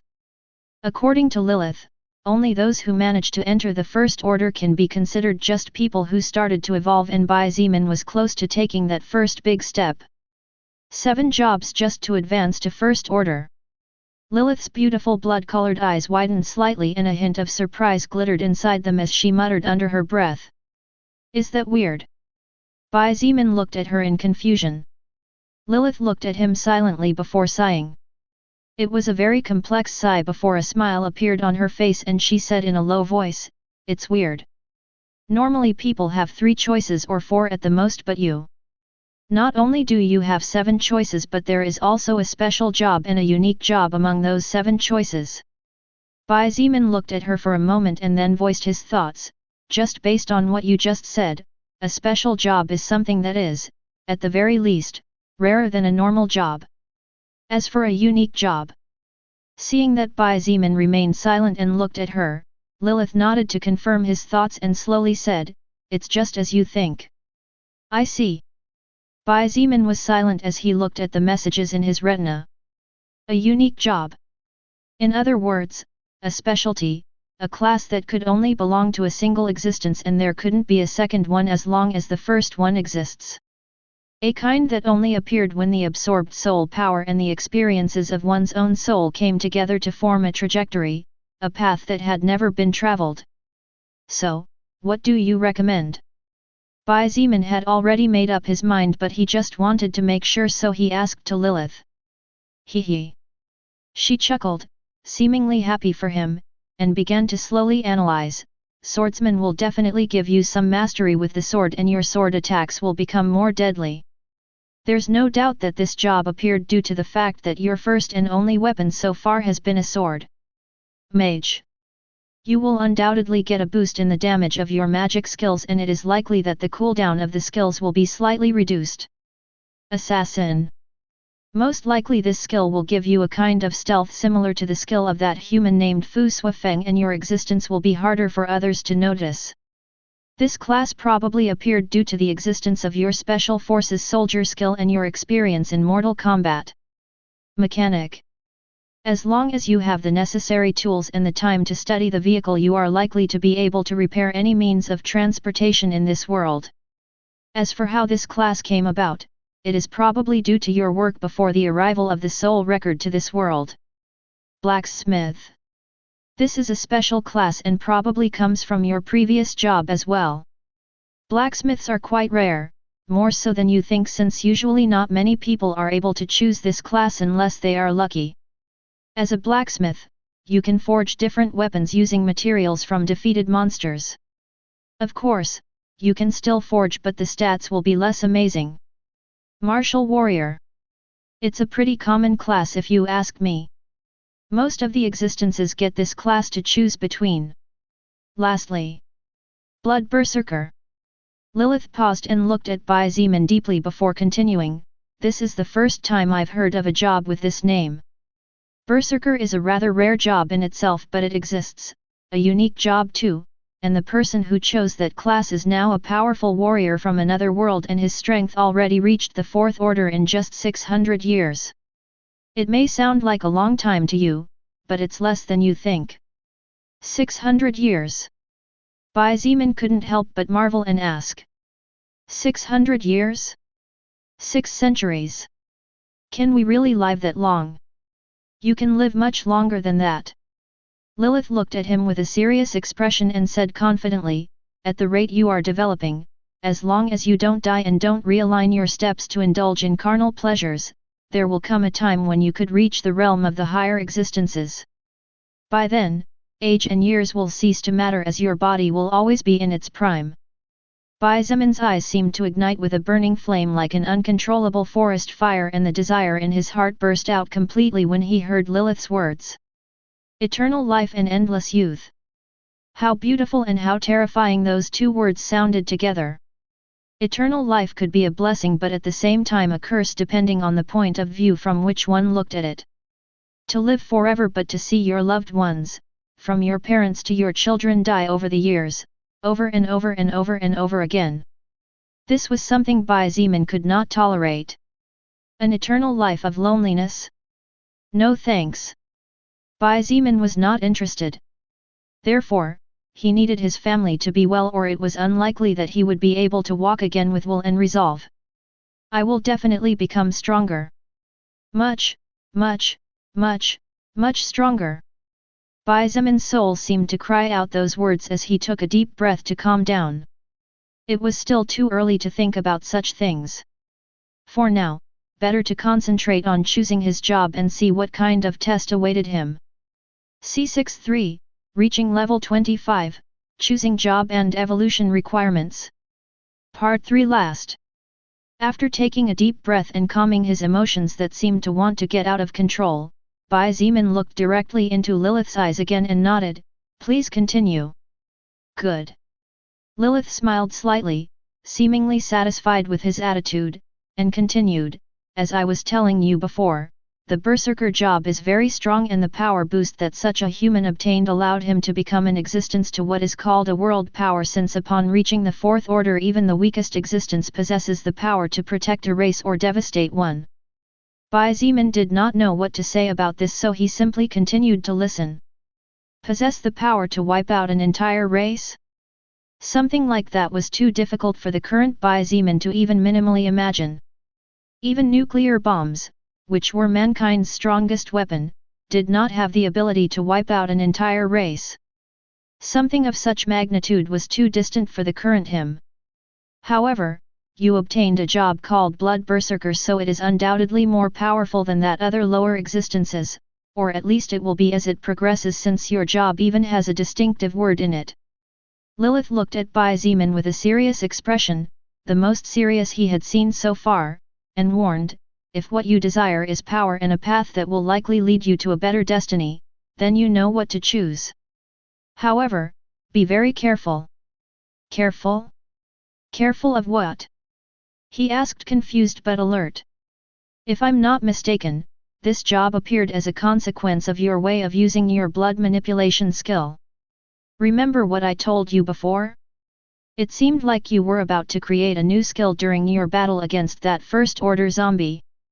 Lilith furrowed her eyebrows slightly, and upon seeing him nod she continued, "It's likely that this unique job is the answer to what you were missing. You'll probably gain a powerful active skill, but at the same time, you'll have to pay the price for it. It is also likely that you will have to face an extremely hard trial to advance." Bai Zeeman closed his eyes and paused to think carefully. It would be a lie to say that he didn't feel a touch of worry. After all, he was just a human, and until 6 days ago he was nothing more than an ordinary student working part-time to pay for his day-to-day life. However, it was just that, a touch of worry. Bai Zeeman opened his eyes again and smiled slightly as he said, "It has been 6 days since the world changed and society collapsed. In those 6 days I faced thousands of dangerous creatures. I had 3 battles in which I almost lost my life. In one of them I won with relative ease, in the second I was critically injured, and in the third every second I spent swinging my sword was the same as being 1 second closer to being infected or decapitated. If it were before all this, maybe, just maybe, I would worry about difficulties or personal losses. But at this point, what difference does it make?" Besides, there was something else that Bai Zeeman didn't say out loud. If he didn't choose a strong job, how could he repay Lilith in the future for all she had done for him so far? And what if, because of his caution, he reached a breaking point where he no longer had the ability to care for the safety of his loved ones? Bai Zeeman would regret it for the rest of his life if such a thing happened. Since choosing the Blood Berserker class was equivalent to walking an unknown path, it would surely be filled with thorns. However, that thorn-filled path would probably lead him to a better destination than if he chose a path that someone else had walked before. The advantage? Lilith had said it before, a unique job and one with a distinctive word in it would definitely be stronger than a normal one. However, there were also disadvantages. For example, no one knew what awaited ahead until you got there. Still, you have chosen Blood Berserker as your first order job. Berserkers are the existences that fight to the end in every battle without retreat and without fear in the face of death. The path of the Blood Berserker is a path that one who wishes to become the god of war must traverse, a path where defeat is not allowed. This is a job that has only been given to you, who has never retreated from battle and who has never been defeated after facing enemies far stronger than you. To advance to First Order and show that you meet the necessary qualifications to become a Blood Berserker, you must meet the next requirements. Kill unranked enemies using blood manipulation with a single attack 0/100. Kill First Order enemy using blood manipulation on yourself 0/2. Kill First Order enemy with a single attack using blood manipulation on yourself 0/1. What? Bai Zimin couldn't help but exclaim as his face turned as pale as a sheet. The first requirement was something he could accept and could accomplish with ease. The second requirement was naturally more difficult than the first requirement, but the current Bai Zimin was confident that he could accomplish it. After all, he was no longer the same Bai Zimin who could barely defeat the First Order Blazing Beetle. The current him was 2 or 3 times more powerful than the him back then, as he had absorbed vast amounts of soul power purer than his own. However, the third requirement was simply insane. Insane to say the least. To kill a First Order enemy in a single attack? Even irrationality should have limits. What sense did it make to ask someone whose level was 25 and had not even advanced to the First Order to kill a First Order existence with a single attack? To instantly kill an existence that had officially begun to evolve. Against the First Order Blazing Beetle, Bai Zimin was almost killed, and against the First Order Anti-Magic Zombie, he managed to win after a tough battle, and even then he received some help. But now he needed to kill one of those existences instantly. Lilith was also surprised and could not help but hold her breath. Even she, who had her fair share of experience in life, had never seen something similar. Skipping levels to defeat and kill existences of a higher order was rare, and probably only less than 1% of all creatures in the universe could realize such a feat, since the difference between the orders was like a natural rift. However, to kill a First Order existence in one strike? Even First Order existences did not have many chances to instantly kill another First Order existence, but Bai Zimin, who was still an unranked person, had to complete such a requirement, or else he would not be able to advance in level anymore. All soul power received by him would be stored in the records of the soul record, and unless he managed to fulfill the evolution requirements, he would also not be able to acquire stats by defeating other creatures, so he would stagnate without being able to become stronger. In short, the risk and loss were immeasurable. C64, Beyond God, an unparalleled existence. Both Bai Zimin and Lilith remained in absolute silence as they continued to stare at the green message flashing in his retina. It was almost as if they were waiting for the message to change as a roadside promotional message would.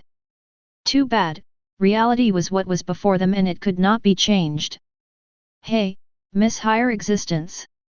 Bai Zimin couldn't help but look at Lilith and ask with a frown, what's up with this? How can I possibly be given a crazy mission like that? Asking an unranked existence to defeat and kill a First Order creature was already crazy enough, but this was another level. Lilith took a deep breath, causing her already prominent breasts to puff out even more as if they wanted to break free from the thin piece of silky cloth that cruelly contained them. However, Bai Zimin, who was the only person capable of witnessing such a sight, was in no mood for such a thing. This is the first time in my entire life that I've ever seen anything like this. She answered honestly and looked at Bai Zimin with complete sincerity as she said, forget about seeing something like that, I've never heard of anyone having to face such a cruel challenge in their first job advancement. Haha. I knew it. Bai Zimin laughed dejectedly and his shoulders slumped slightly as he leaned his head against the wall, sighing in exhaustion. Now that he couldn't absorb any more soul power or level up, he could only somehow manage to try to meet those absurd evolution requirements, or else only death would await him when his level and order fell behind the evolved creatures and humans. Do you regret choosing that class? She asked as she stared at him and at the same time gently squeezed his hand, which still clung to hers without letting go. Bai Zimin did not even hesitate and shook his head, no. I don't regret it. It's just that I didn't expect something like this. In the end he smiled bitterly. Regret? He had no regrets whatsoever, as he knew this was the best possible path to choose. But the difficulty was simply abysmal, and that was what was giving him a headache. Let me tell you something that will perhaps lighten your spirits. Lilith turned his face gently with the palm of her hand to look at her, causing his eyes to shudder slightly before returning to normal. He was inwardly cursing this seductively beautiful woman and at his useless skill. How was it harder for the opposite sex to affect his heart? He could barely control himself from blushing like a teenager. Little did Bai Zeman know how incredible it was to manage to remain calm with her touching his body directly, and how rare it was for an existence to maintain sanity after smelling the rose scent of her body, as well as how difficult it was not to get lost in the depths of her red eyes.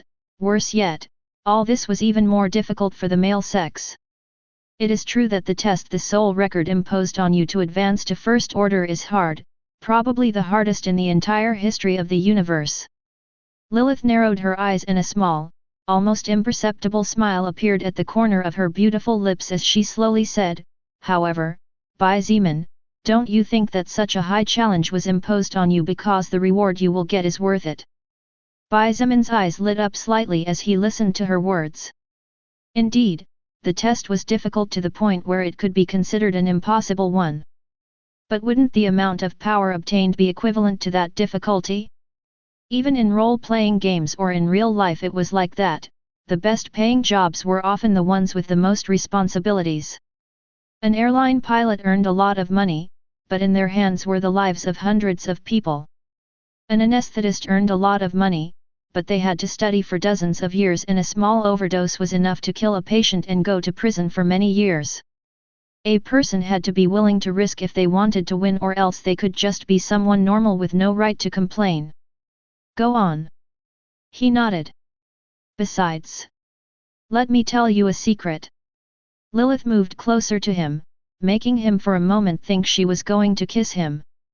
However, she moved beyond his face and stopped by his ear, whispering softly, "From what I've heard and from what I've learned over the years, even the God of the Bible didn't have to face such an extreme test at the beginning of evolution. Do you know what this means?" Her warm breath caressed his ear and he could feel the sweet scent of her lips. However, Bai Zeman's brain could not revel in any of this as it was currently processing what Lilith had just told him. Who was the God of the Bible? While it was true that there were several religions in the world and many different gods were worshipped, Christianity was the most popular religion among human beings. The God of the Bible was a divine existence, worshipped by hundreds of millions if not billions of people. However, even the God of the Bible had not received such an extreme test in his first steps to become a divinity respected and worshipped by countless others, and was probably worshipped and respected in countless other worlds. What did this mean? It meant that Bai Zeman had the potential to surpass him. What the soul record was telling him by imposing such a harsh and cruel test on him was basically that in order to reach a level where he would be peerless and without paragon, Bai Zeman needed to prove that he was worthy of such a thing. Bai Zeman took a deep breath and had to remain silent for more than a full minute to calm his agitated heart. After all, who wouldn't want power? Power enough to stand at the absolute top and dominate myriad races, rule and enforce their voice. Heh! Lilith, you sure know how to lift people's spirits. He shook his head and looked at her, surprised to realize how close her face was and how perfect she was from this distance. How about giving me a reward? She looked up at him with innocent eyes and blinked several times. Unconsciously he looked at her lips, but something inside him told him that if he gave in here he would probably regret it much later in the future. Tisk! Get off me, you perverted woman! He pulled away slowly and clicked his tongue. Lilith blinked and her eyes had a strange glint in them. After a moment of silence, she looked down at Bai Zeman's crotch and muttered, "MMH. Considering how big that bulge is down there, there doesn't seem to be a problem with your manhood. Could it be that my charm is waning?"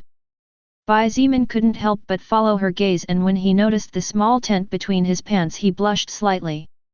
"I swear, someday I'll make you regret for teasing me." He gritted his teeth and spoke softly as he looked at her as if she was his worst enemy. Lilith puckered her lips and said with some seductive expectation, "Don't make me wait for too long then. I can't wait for you to make me regret. Kill a first-order existence with a single attack?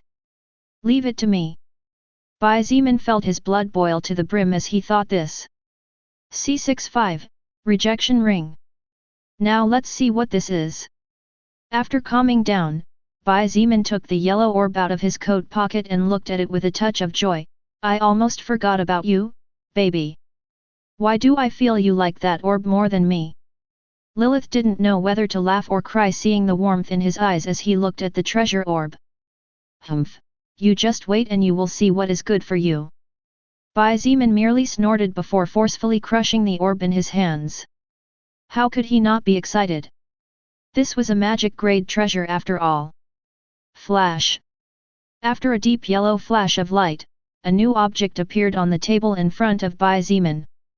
The object was actually a bronze-colored ring with many strange-looking engravings on it, and at first glance, it didn't seem to be anything too special. Another ring. Bai Zeman was slightly surprised before grabbing inquisitively at the object. Rejection ring. Magic-grade treasure possesses the power to reject elements formed by solid-state matter. When equipped, it automatically increases magic plus 15 and mana plus 15. For 5 minutes every day, you can use the active skill Reverse Trajectory. Reverse Trajectory creates a barrier that blocks, repels, and returns any object shot to you towards the launcher regardless of the distance. The power of the barrier depends on the magic power of the user and the object blocked. It has a cooldown time of 12 hours. Oh! Bai Zeman raised an eyebrow, somewhat puzzled. The item itself was good as it not only granted a total of 30 stat points but also had a skill attached to it. But the skill was a bit strange, so Bai Zeman had no way of knowing how strong it was until he tried it. Well, we'd better go get something to eat. When this thought flashed in his mind, he couldn't help but stop to look at Lilith, but when he was about to ask if she didn't need to eat, he suddenly felt a bit stupid, so he decided to leave quietly. She was too distant an existence. How could she possibly need to eat? He hadn't even seen her feel thirsty during these 6 days together. Asterisk asterisk asterisk. A temporary sort of kitchen had been set up in a corner of the basketball court. A huge pot was being simmered while a group of female students and some male students formed a group to wash and chop vegetables, cut meat, cook rice, and arrange bowls for each person after taking a head count. When Bai Zeman came out of the cafeteria, some people began to whisper in low voices while looking at him with a touch of fear and caution. However, in the midst of these people, there were also many others who looked at him with gratitude and relief. While it was true that many feared him after seeing how he unhesitatingly threw a live person into the zombies and the rumor spread with several alterations, many others were grateful that with someone strong like him and the rest here, everyone's life was a little more secure. In addition, when the female dormitory students were rescued, all the other survivors who had been rescued at the beginning of the apocalypse realized that compared to them, there were people who were starving to death out there. Seeing that the food was being prepared, Bai Zeman stood silently on the side as he thought of ways to become stronger and how he could overcome the challenge that the soul record imposed on him. After he calmed down, he realized that while the mission was difficult, it was not impossible. If it were someone else it would probably be impossible, but for him who had already faced, defeated, and killed 2 first-order creatures, it was not an insurmountable abyss. All he had to do was come up with a plan that would allow him to kill his enemy with a single attack, and since the mission did not give a clear specification of the method, Bai Zeman could think of ways to achieve that goal. While he was thinking and deep in thought, a sweet jasmine-like scent approached him, followed by a gentle breeze. "Do you mind if I sit here?" Bai Zeman raised his head and looked at the person who had just spoken to him. "You are? You must not know my name yet, do you?" "My name is Wu Yujun." She smiled politely, and seeing him move to the side to make room, she sat down with grace. "During the day I didn't have time to thank you properly for earlier. I would like to give you my thanks." Bai Zeman raised an eyebrow and couldn't help but remark, "I think I said it before, but if you want to thank someone you should thank Shangguan Bing Shui, not me." Wu Yujun chuckled and shook her head. "While it may be true that the idea was hers and she used that unknown favor you owed her, the reality is that you could have refused and Bing Shui couldn't have forced you. Besides, it's not like saying thank you to the person who cleaned up a zombie nest is a bad thing, is it? That's the least I can do." Bai Zeman shrugged and didn't comment anymore. Seeing that he remained silent and didn't try to engage her in conversation, Wu Yujun couldn't help but raise her eyebrow slightly in surprise. Before the apocalypse, all men regardless their age would try to chat with her, either because of her beauty or because of her family background. Now that the gates of the apocalypse were opened, men were still trying to court her even under these conditions, as since she came to this place no less than 60 male students approached her. Therefore, Wu Yujun could not help but be slightly surprised as she could tell that the young man of the same age beside her was not trying to act interesting or mysterious to get her attention, but really had no interest in her beauty or any kind of side interest. What an interesting man! Now I understand why Chen He, who was always proud of himself, suddenly feels so cautious. He. Wu Yujun secretly laughed, and her impression of him couldn't help but improve a notch. Come to think of it. Bai Zimin suddenly stood up and his eyes shone brightly. This. Are you okay? Wu Yujun couldn't help but ask with a frown and unconsciously looked towards the door, fearful that it would be knocked down by some creature. No. It's nothing. He answered vaguely and sat back down. However, his mouth curved into an almost invisible smile. Maybe. Just maybe, if I do it that way I can really complete this damn mission. Bai Zimin was excited as his thoughts seemed to have paid off. His mood improved to the point where he didn't care about anything and started to chat with Wu Yujun informally while waiting for the food to be ready. If his idea really was valid and worked, then all his worries could be completely ignored. Of course, he had to do a lot of work first and get certain things needed to carry out his plan, but having a clear path to follow was good enough considering that an hour ago he was getting desperate. C66, Effects of the New Rules. Oh. In another corner of the basketball court, Chen He, Shang Guanbing Shui, Gao Min, Li Na, and Fan Wu were sitting chatting quietly while waiting for the food to be ready. Yujun said she was only going to thank him, but apparently she stayed chatting. And seeing how she is currently smiling despite the situation we are in, it looks like she is having fun. Chen He said casually as he looked towards the corner where Bai Zimin and Wu Yujun were sitting together. Gao Min, Li Na, and Fan Wu looked at each other with complicated eyes. The three of them had heard the rumors about Bai Zimin's actions during the day, but the difference was that they knew the reality of the matters after Shang Guanbing Shui and Chen He told them the truth. Still, it was difficult for them, who had not seen human cruelty yet, to understand how someone could do such a thing. Of course, it was only a matter of time before they learned that not only zombies and animals had turned into wild creatures. Shang Guanbing Shui frowned slightly as she gazed at the scene of the two people chatting, and a moment later she sighed, I hope Yujun isn't playing around as she did in the past. I don't think Bai Zimin is a person to play with. Chen He chuckled and said with a touch of speculation, who knows, maybe the two of them will end up together? While Bai Zimin's personal background may not be anything special, his personal strength in this world is enough to be respected. Even Yujun's family might accept him, don't you think? Who knows? Shang Guanbing Shui replied without much apparent interest and closed her eyes. Meanwhile, Chen He was secretly overjoyed. Wu Yujun was a beautiful, charming, and intelligent woman. He didn't think any healthy man could resist her for too long as she wanted him to. That way, his worries about the woman he loved would not be necessary.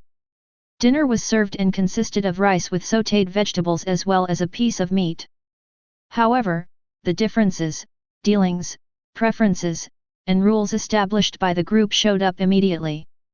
In a slightly secluded corner of the basketball court, a group of about 5 friends had gathered and were currently looking at the food in their hands with a hint of discomfort. Why can they eat meat but we can only eat rice? A student complained as he mashed the white rice in his bowl with his chopsticks. These people's food bowls consisted of pure white rice and nothing else. There wasn't even a vegetable in their bowls, let alone precious, nutrient-rich meat. Isn't it all because of that stupid rule? Another scoffed as he put the white rice into his mouth and chewed without much desire. That Bai Zimin guy already said it, those who aren't willing to go out to fight or look for food can only settle with leftovers. Going out to fight those zombies? Only a stupid person would do something so risky. Another student who was almost 6 feet tall couldn't help but curse as he said, since there are some retards playing superheroes, then let them be. Who in their right mind would leave the comfort and convenience of this place to go looking for food too? Xiang Wang is right. A glasses-wearing, cold-eyed student who had remained silent pointed out, Bai Ziman is too full of himself. But people are unlikely to tolerate this kind of difference for too long. The group of friends looked around and realized that there were indeed several people who were receiving the same treatment as them, unhappy with the difference in food distribution. This discontent was only growing more and more with the scornful looks the people eating white rice were receiving from those who had vegetables and a piece of meat in their bowls.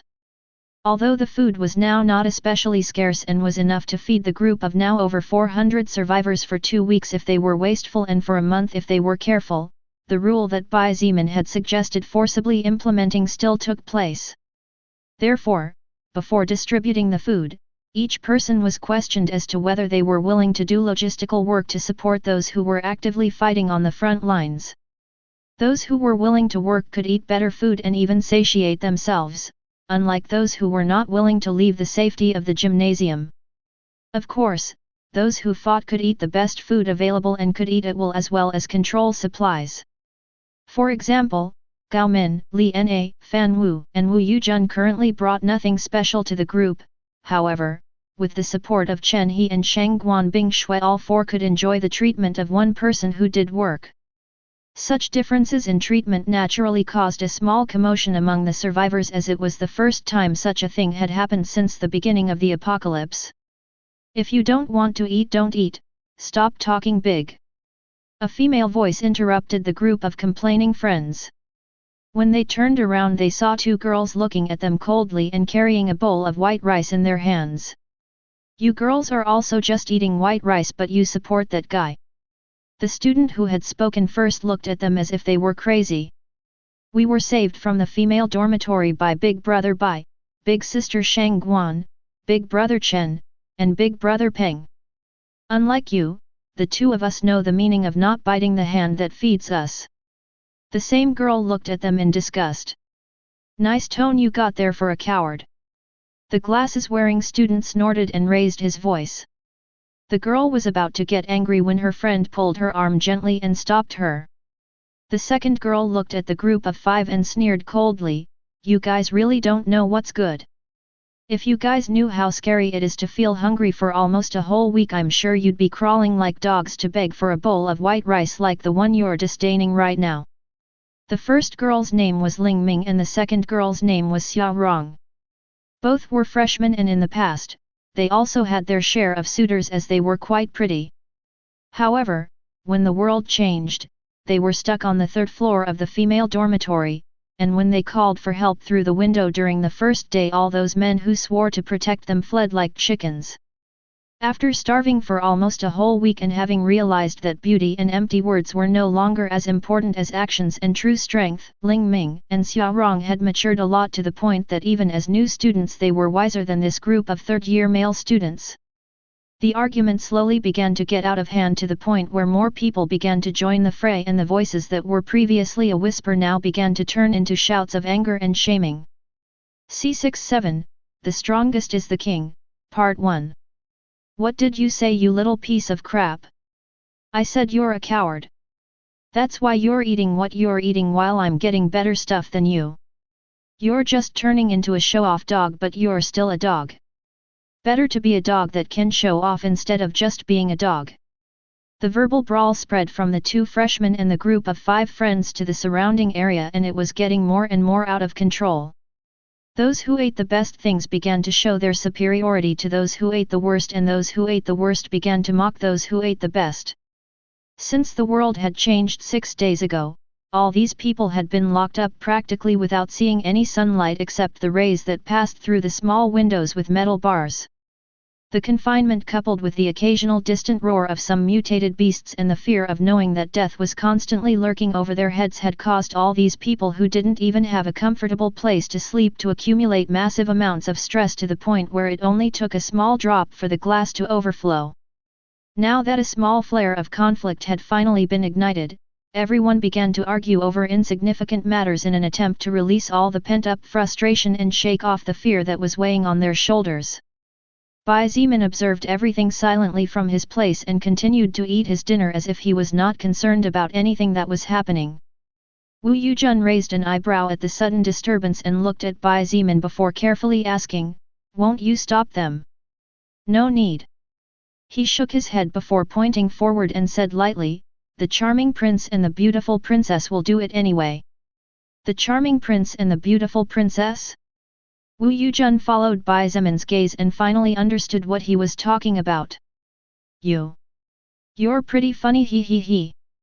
She couldn't help but shake her head and giggled as she saw Shang Guanbing Shui and Chen He walking towards the center of the conflict. Bai Zimin unconsciously stopped his eating movements and looked at the woman sitting beside him out of the corner of his eye. "Funny? He is? That is something new." Bai Zimin shook his head and continued eating his dinner while looking ahead. Shang Guanbing Shui had a deep frown on her face while Chen He looked somewhat worried at what was happening. Both of them came from big families, so they knew very well that in times of crisis, internal disputes were the beginning of the end. If at this point they could not stand together, then it was unlikely that humanity could overcome this challenge, as they would not only be attacked from the exterior but would also collapse from inside.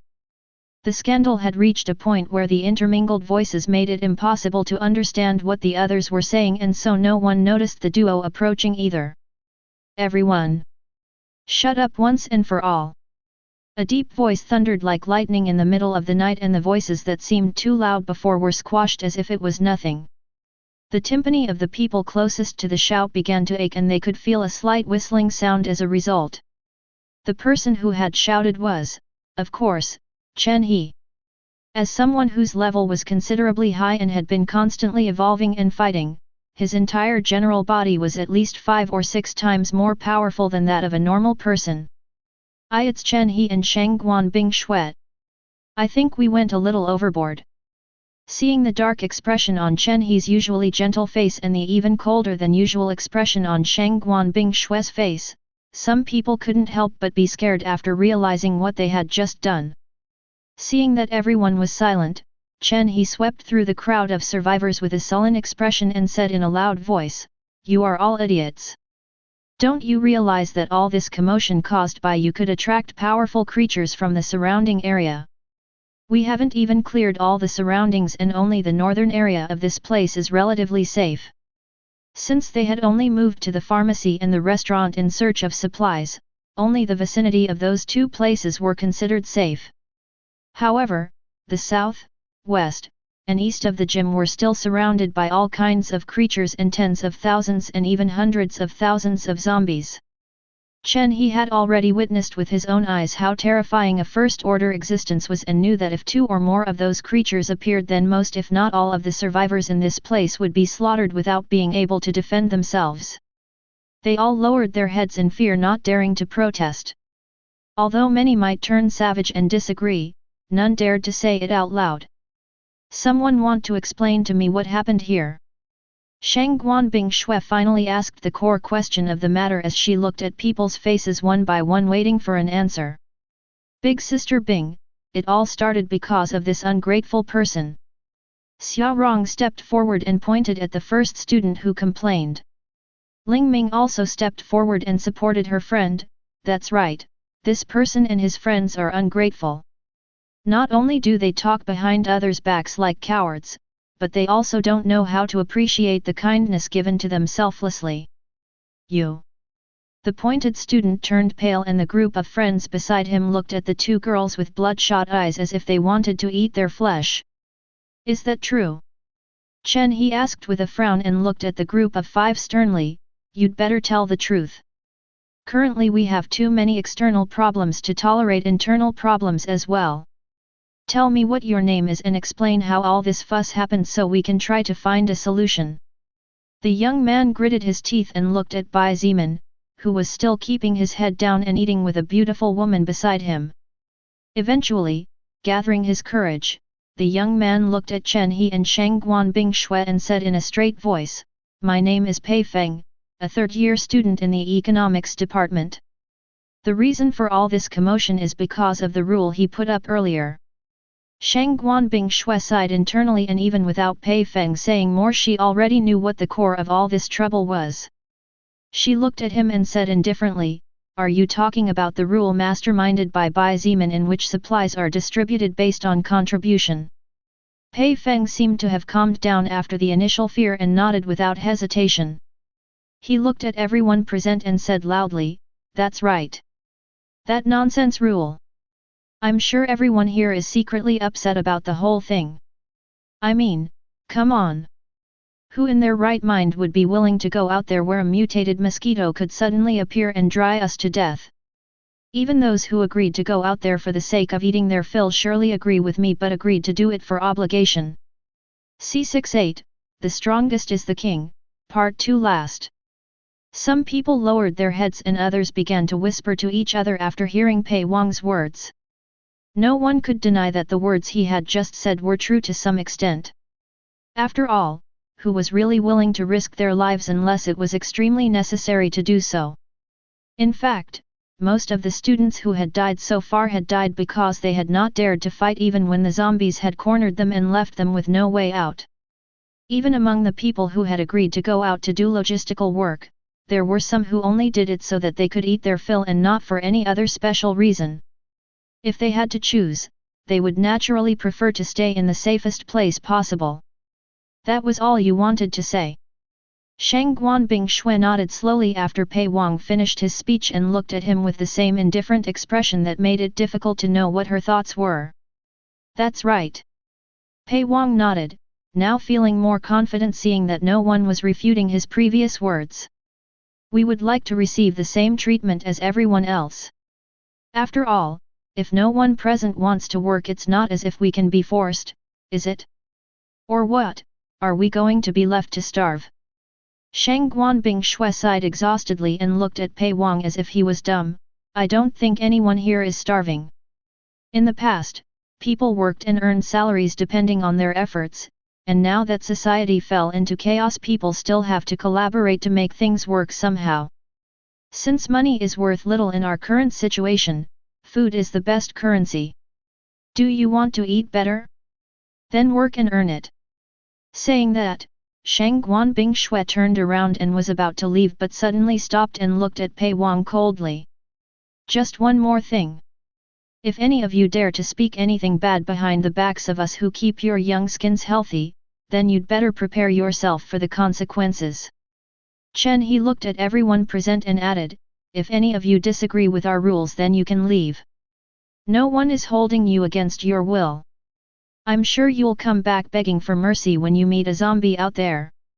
After saying that, Chen He turned around and followed Shang Guanbing Shui not before looking at Bai Ziman, who continued to eat his dinner without caring about the opinion of others. If it was before, Chen He would not say such words. But he was gradually adapting to this new world and, although it was not easy, he knew it was necessary if he wanted this group to have some kind of order. Otherwise, if everyone did what they wanted, everything would become a disaster before they knew it.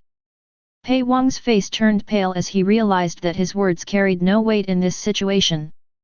Even if the other survivors agreed with him, so what?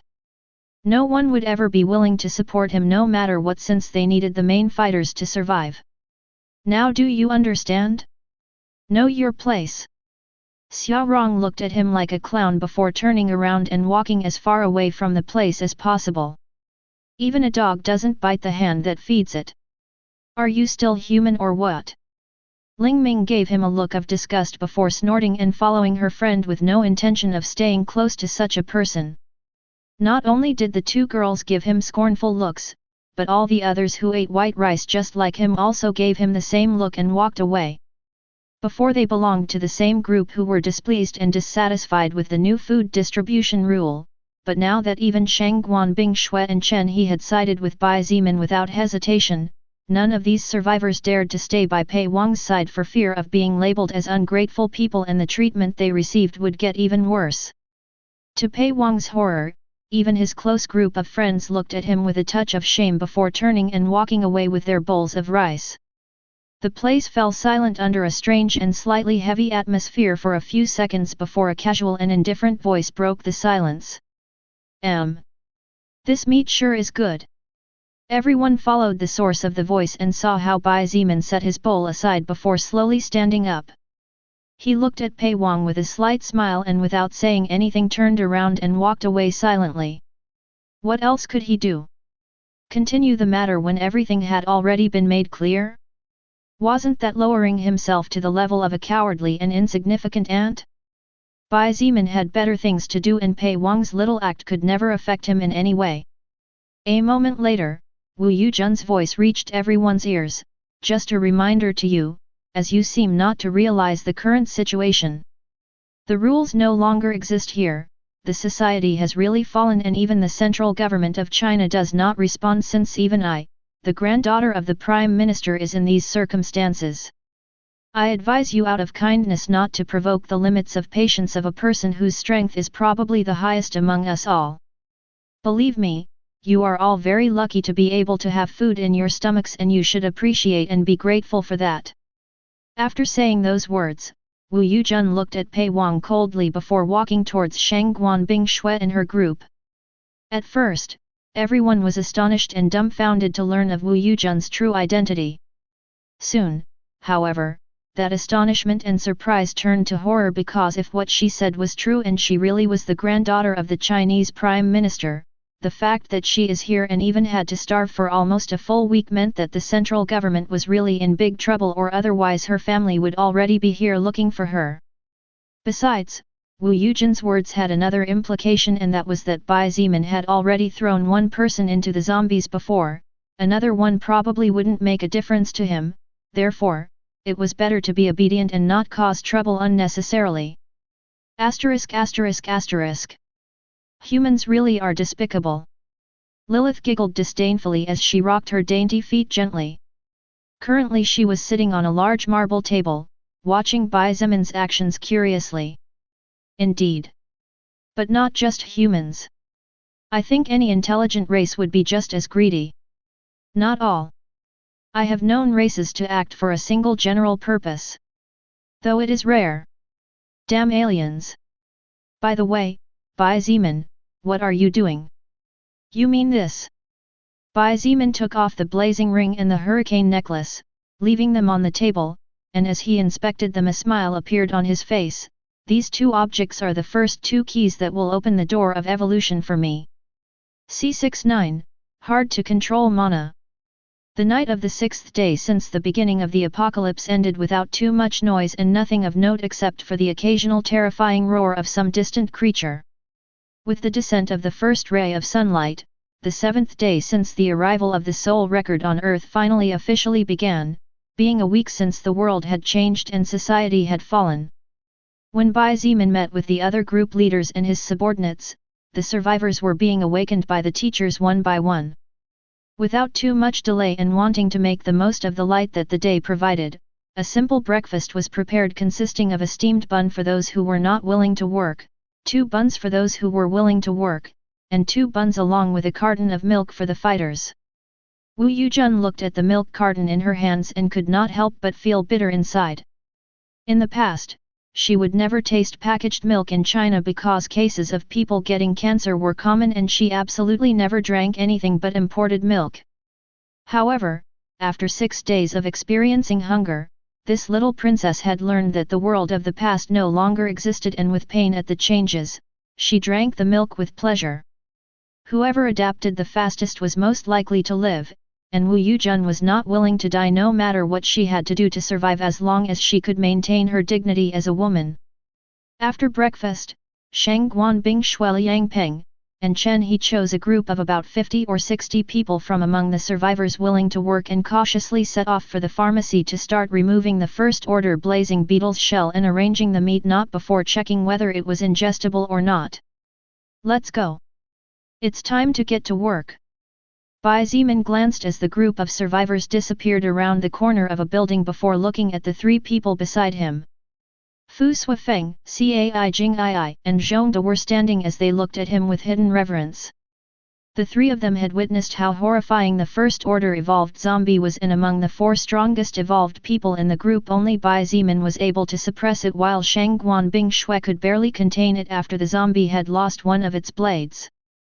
Currently, Bai Zimin's 4 subordinates were approximately level 5 or level 6, and the more they leveled up and the more stats they obtained, the more they realized how immense his strength was and the more the respect they had for him increased as well as the gratitude they felt towards him for allowing them to safely obtain such power. The 3 nodded with determined expressions and Bai Zimin also nodded in satisfaction before turning around and walking in the opposite direction from where the large group of survivors led by Shang Guanbing Shui had left. While Shang Guanbing Shui's group worked on the flesh of the First Order beetle, Bai Zimin and his group would take it upon themselves to start clearing the path to the south of the university, eliminating the zombies and other creatures that might appear in the vicinity. As for Kong Lan, Bai Zimin left her in the gymnasium to taking care of the supplies since he did not trust any of the survivors. He assured her that tomorrow someone else would take her place and she could level up as well to avoid unnecessary discontent. Fu Suifeng together with Cai Jingii and Zhongde separated from Bai Zimin and began to move as a group in the western area. Fu Suifeng was using 2 large kitchen blades as he really wanted to get used to handling dagger-like weapons. On the other hand, Cai Jingii and Zhongde both had iron pipes that had been polished at the ends so it was extremely sharp to pierce through the low defenses of the zombies. Even if a level 9 or 10 mutated dog appeared, with the 3 of them being level 5 or 6 teaming up, they could easily buy time for Bai Zimin to arrive on the scene so as long as an agility-based monster or a high-level creature didn't appear they should be fine on their own. The 3 of them did a wonderful job as when one of them exhausted much of their stamina another person would take the place of the exhausted one to allow them to rest. Slowly and surely, the zombies in the southwest area began to be annihilated one by 3 people who were previously no more than normal survivors but thanks to their bravery and courage were given the great opportunity to become evolved human beings. Meanwhile, Bai Zimin was taking care of annihilating any enemy living beings on the southeast side of the gymnasium, slowly moving towards the south of the university. Although he could do a much faster task if he wanted to, currently and taking advantage of the rare opportunity when there was no one around, Bai Zimin was practicing with his blood manipulation skill and trying to control the mana inside his body as optimally as possible. 3 zombies sniffed the air and their ears seemed to twitch before their lifeless white eyes looked forward. With 3 growls similar to that of a hungry beast, the 3 zombies began to advance towards the source of life a few meters away regardless of who was stronger or weaker. Bai Zimin made no effort to hide his presence nor did he try to silence his footsteps, letting the zombies notice him. Seeing the 3 zombies a bit more than 10 meters away approaching, he stopped his steps and slowly took out a bottle of blood from his backpack. After dropping about 3/4 of the bottle on the paved ground, he stopped and took a deep breath before concentrating entirely on the blood, ignoring the zombies. He imagined 3 thin but powerful piercing spears at the tip as he began to circulate the mana inside. A few seconds later, 3 red spears of approximately 1 meter were lying on the ground and the liquid blood was nowhere to be seen. The 3 red spears looked like real spears that were forged by the hands of a blacksmith and it would be hard for anyone to think that a few seconds ago they were just a puddle of liquid blood because although they had no special decoration, they were really well formed. With a wave of his hand, the 3 spears were enveloped by a wave of mana and floated in the air before shooting out towards the zombies, stabbing their heads with precise aim. Bai Zimin frowned in dissatisfaction. In fact, he had spent only 3 mana points to create the blood spears and another 3 more to mobilize them, considering that before he spent at least 20 points, it was a considerable improvement. However, the problem was the time. Bai Zimin had taken almost 20 seconds to move his mana carefully while imagining the process of creating the spears, and that was too long. Under this circumstance, it was fine since the zombies were only 3 and slow, but in real combat, he could not afford such a thing. C70, beginning to clear the exit path. No, the time is not the only problem. Bai Zimin shook his head and the frown on his face deepened as he realized that things were even more complicated than they appeared to be at first. The time was the main problem since currently his enemies were only 3 low-level zombies that moved at the speed of a turtle. But even if they were moving slow, if the number of zombies was overwhelmingly high to the point where while Bai Zimin took care of killing some others would have already closed the distance then nothing would be meaningful. But another problem that Bai Zimin almost overlooked was concentration. In this situation, it was fine as he knew the weaknesses and strengths of the enemy he was facing. However, was it possible to do something like this against enemies unknown to him? The answer that Bai Zimin got after considering every detail carefully was a resounding no. How could he, while striving to keep his body intact and without suffering as many injuries as possible, even have time to focus on creating and imagining the shape of a weapon or object and then mobilize his mana carefully while moving around the battlefield? Doing so many tasks at the same time was not only extremely difficult but could also cause him to lose focus on his own safety for an instant, and in that instant, his life could be over. It really is hard. He sighed as he scratched his head before continuing to move forward in a southeast direction. Whenever small groups of zombies appeared, Bai Zimin used them as guinea pigs to practice his control over mana to reduce the amount of concentration he needed to optimally mobilize it. At the same time, he was trying to figure out the best way to imagine the formation of blood spears. Instead of constantly changing the weapon's form, Bai Zimin had come to the conclusion that it was better to master one form first before focusing on others. His first-order blood manipulation skill was powerful against living enemies capable of feeling pain. However, while it was possible to use it to shape and control blood from liquid to solid state, the difficulty was very great as it depended 100% on Bai Zimin's imagination. During the conversion process, he needed to imagine the process of creating the weapon to shape it, and doing that in the middle of combat was not easy. In fact, the reason he was able to do it more easily was probably thanks to his work before the apocalypse broke out, or the difficulty would be several layers more. As Bai Zimin advanced, occasionally groups of zombies formed by several dozens would appear, and there was even a larger group formed by 100 zombies that had gotten stuck in one of the paths, but when they sensed his presence they began to attack him. In such cases, Bai Zimin wielded the Xianyuan sword as he moved in and out of the group of zombies, separating the heads from their bodies and forming pools of blood. Even after he filled several 2-liter bottles with blood, there was still blood everywhere he passed by, and the decapitated corpses of the zombies began to accumulate very fast. On the other hand, while Bai Zimin was having a headache trying to multitask, Lilith was watching everything sitting on top of a building. Her beautiful face had a small smile on it, and her lazy eyes looked at the human who occasionally kicked the lifeless corpses to release some frustration. Even to me it took me a full year to get used to the existence of mana back then, but you already have an initial idea of how to control it and use it at will. Yet you still have the nerve to complain? Big sister is really looking forward to punishing you, little Zeman, he she whispered to herself before chuckling secretly. *****. In the north of the gymnasium, the complete opposite direction from where Bai Zimin and his 3 subordinates were currently located, the giant elephant beetle was being dismantled from its shell slowly under the constant efforts of 50 people.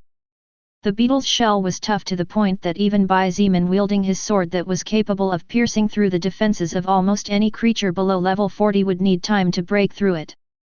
However, now that the first-order blazing beetle had been dead for several days and its defenses had dropped tremendously after Bai Zimin absorbed some of its soul power, the shell was no longer as attached to the flesh as in the past.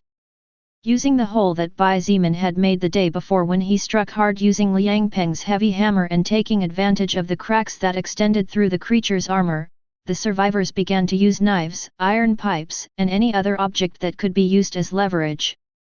They lifted the shell slightly, and using the small space created, the others quickly cut the flesh, thus splitting the shell apart. On the ground there was a large pile of metal-like objects already forming a small mountain about a meter high. This was, of course, the remains of the shell that had been successfully pulled off.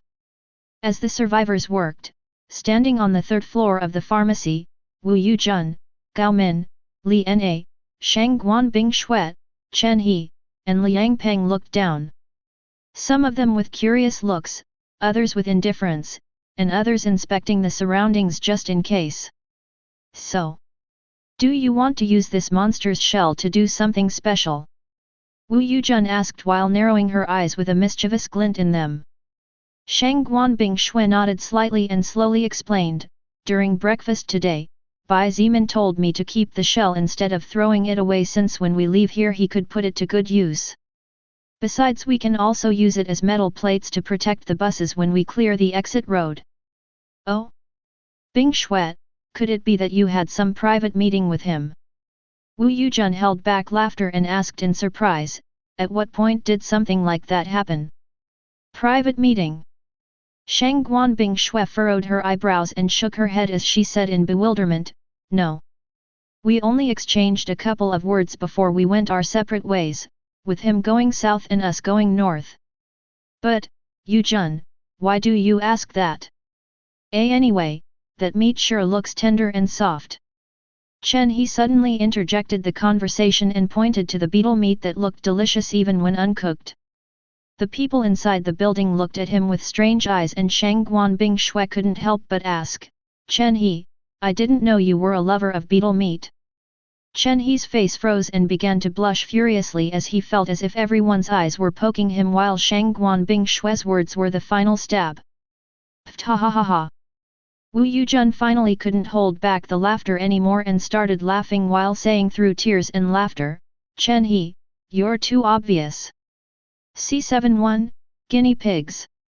When Wu Yujun burst out laughing, Liang Peng finally started laughing while looking at Chen He as if he was an idiot. Eventually, after being dumbfounded for a moment, the handsome young archer finally understood that his other childhood friend had played a bad joke on him. Since Wu Yujun knew perfectly well that Chen He saw Bai Zimin as a potential enemy for the affection of his childhood crush, but she said such words to tease him, it was obvious what her intentions were. Yujun Yu. He didn't know whether to laugh or cry as he secretly looked at Shang Guan Bing Shui. Unfortunately, he was only disappointed to notice that her expression was as cold and indifferent as ever. She looked at the scene with a hard-to-read expression and secretly shook her head.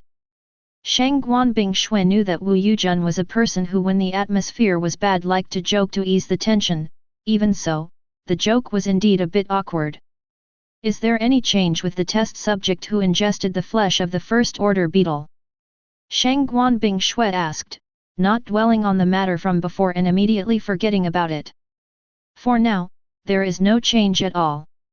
Wu Yujun's face finally became serious and she looked towards the small enclosed room as she said, it's already been 4 hours but there hasn't even been any change in those people.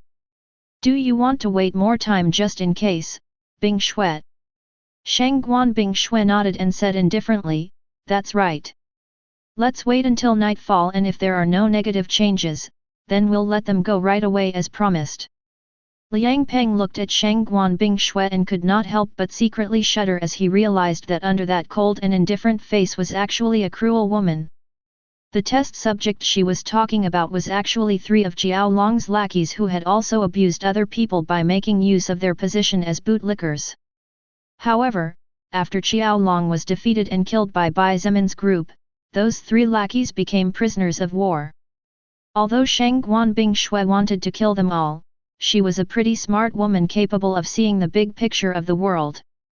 Therefore, after deliberating with herself, she came up with the idea of using these people as guinea pigs to test the flesh of the first-order elephant beetle and see if any kind of mutation or malformation happened in any of the 3 subjects. Shang Guan Bing Shui's idea was approved by Bai Zimin and Liang Peng without hesitation, and although Chen He still felt it was not right, he finally agreed. When they told the 3 male students that they had abused of Jiao Long's power, naturally none of them agreed to become guinea pigs and taste the beetle's flesh. After all, who in their right mind would be willing to eat something that could kill them or turn them into some kind of weird creature? Unfortunately for the 3 guys, none of them had too many options to choose from, as Bai Zimin threatened to throw them alive into the zombies if they didn't want to do the job. Seizing the opportunity, Shang Guan Bing Shui had promised that as long as nothing bad happened to them she would let them go and no one would stop them. Under the cold stare of Bai Zimin, who did not seem to be lying when he said he would throw them into the zombies just as he had done before with Jiao Long, and under the allied hand extended by Shang Guan Bing Shui, the 3 male students obediently became guinea pigs. However, Liang Peng did not expect that she would still be so cunning and cruel. If she released them at night when the danger multiplied infinitely, the already slim chances of survival that the 3 test subjects had in case they passed the project would plummet even further. Seeing her cold and indifferent expression remain unchanged, Liang Peng finally realized that the woman in front of him had never intended to let those 3 men live from the beginning. Bai Zimin was cruel and ruthless enough to throw a living, sentient person into the midst of the zombies while he watched them being eaten alive with an impassive expression. However, Shang Guanbing Shui was not necessarily inferior to how cruel he was. The people in the room looked at her in different ways, some with fear, some with concern, some with understanding, and various complex emotions. However, Shang Guanbing Shui seemed unconcerned by all this and continued to supervise that the survivors did not slack off and work properly while protecting them from danger. Time passed quickly, and on the side where the survivors were working on the beetle's shell and flesh, nothing worth special had happened.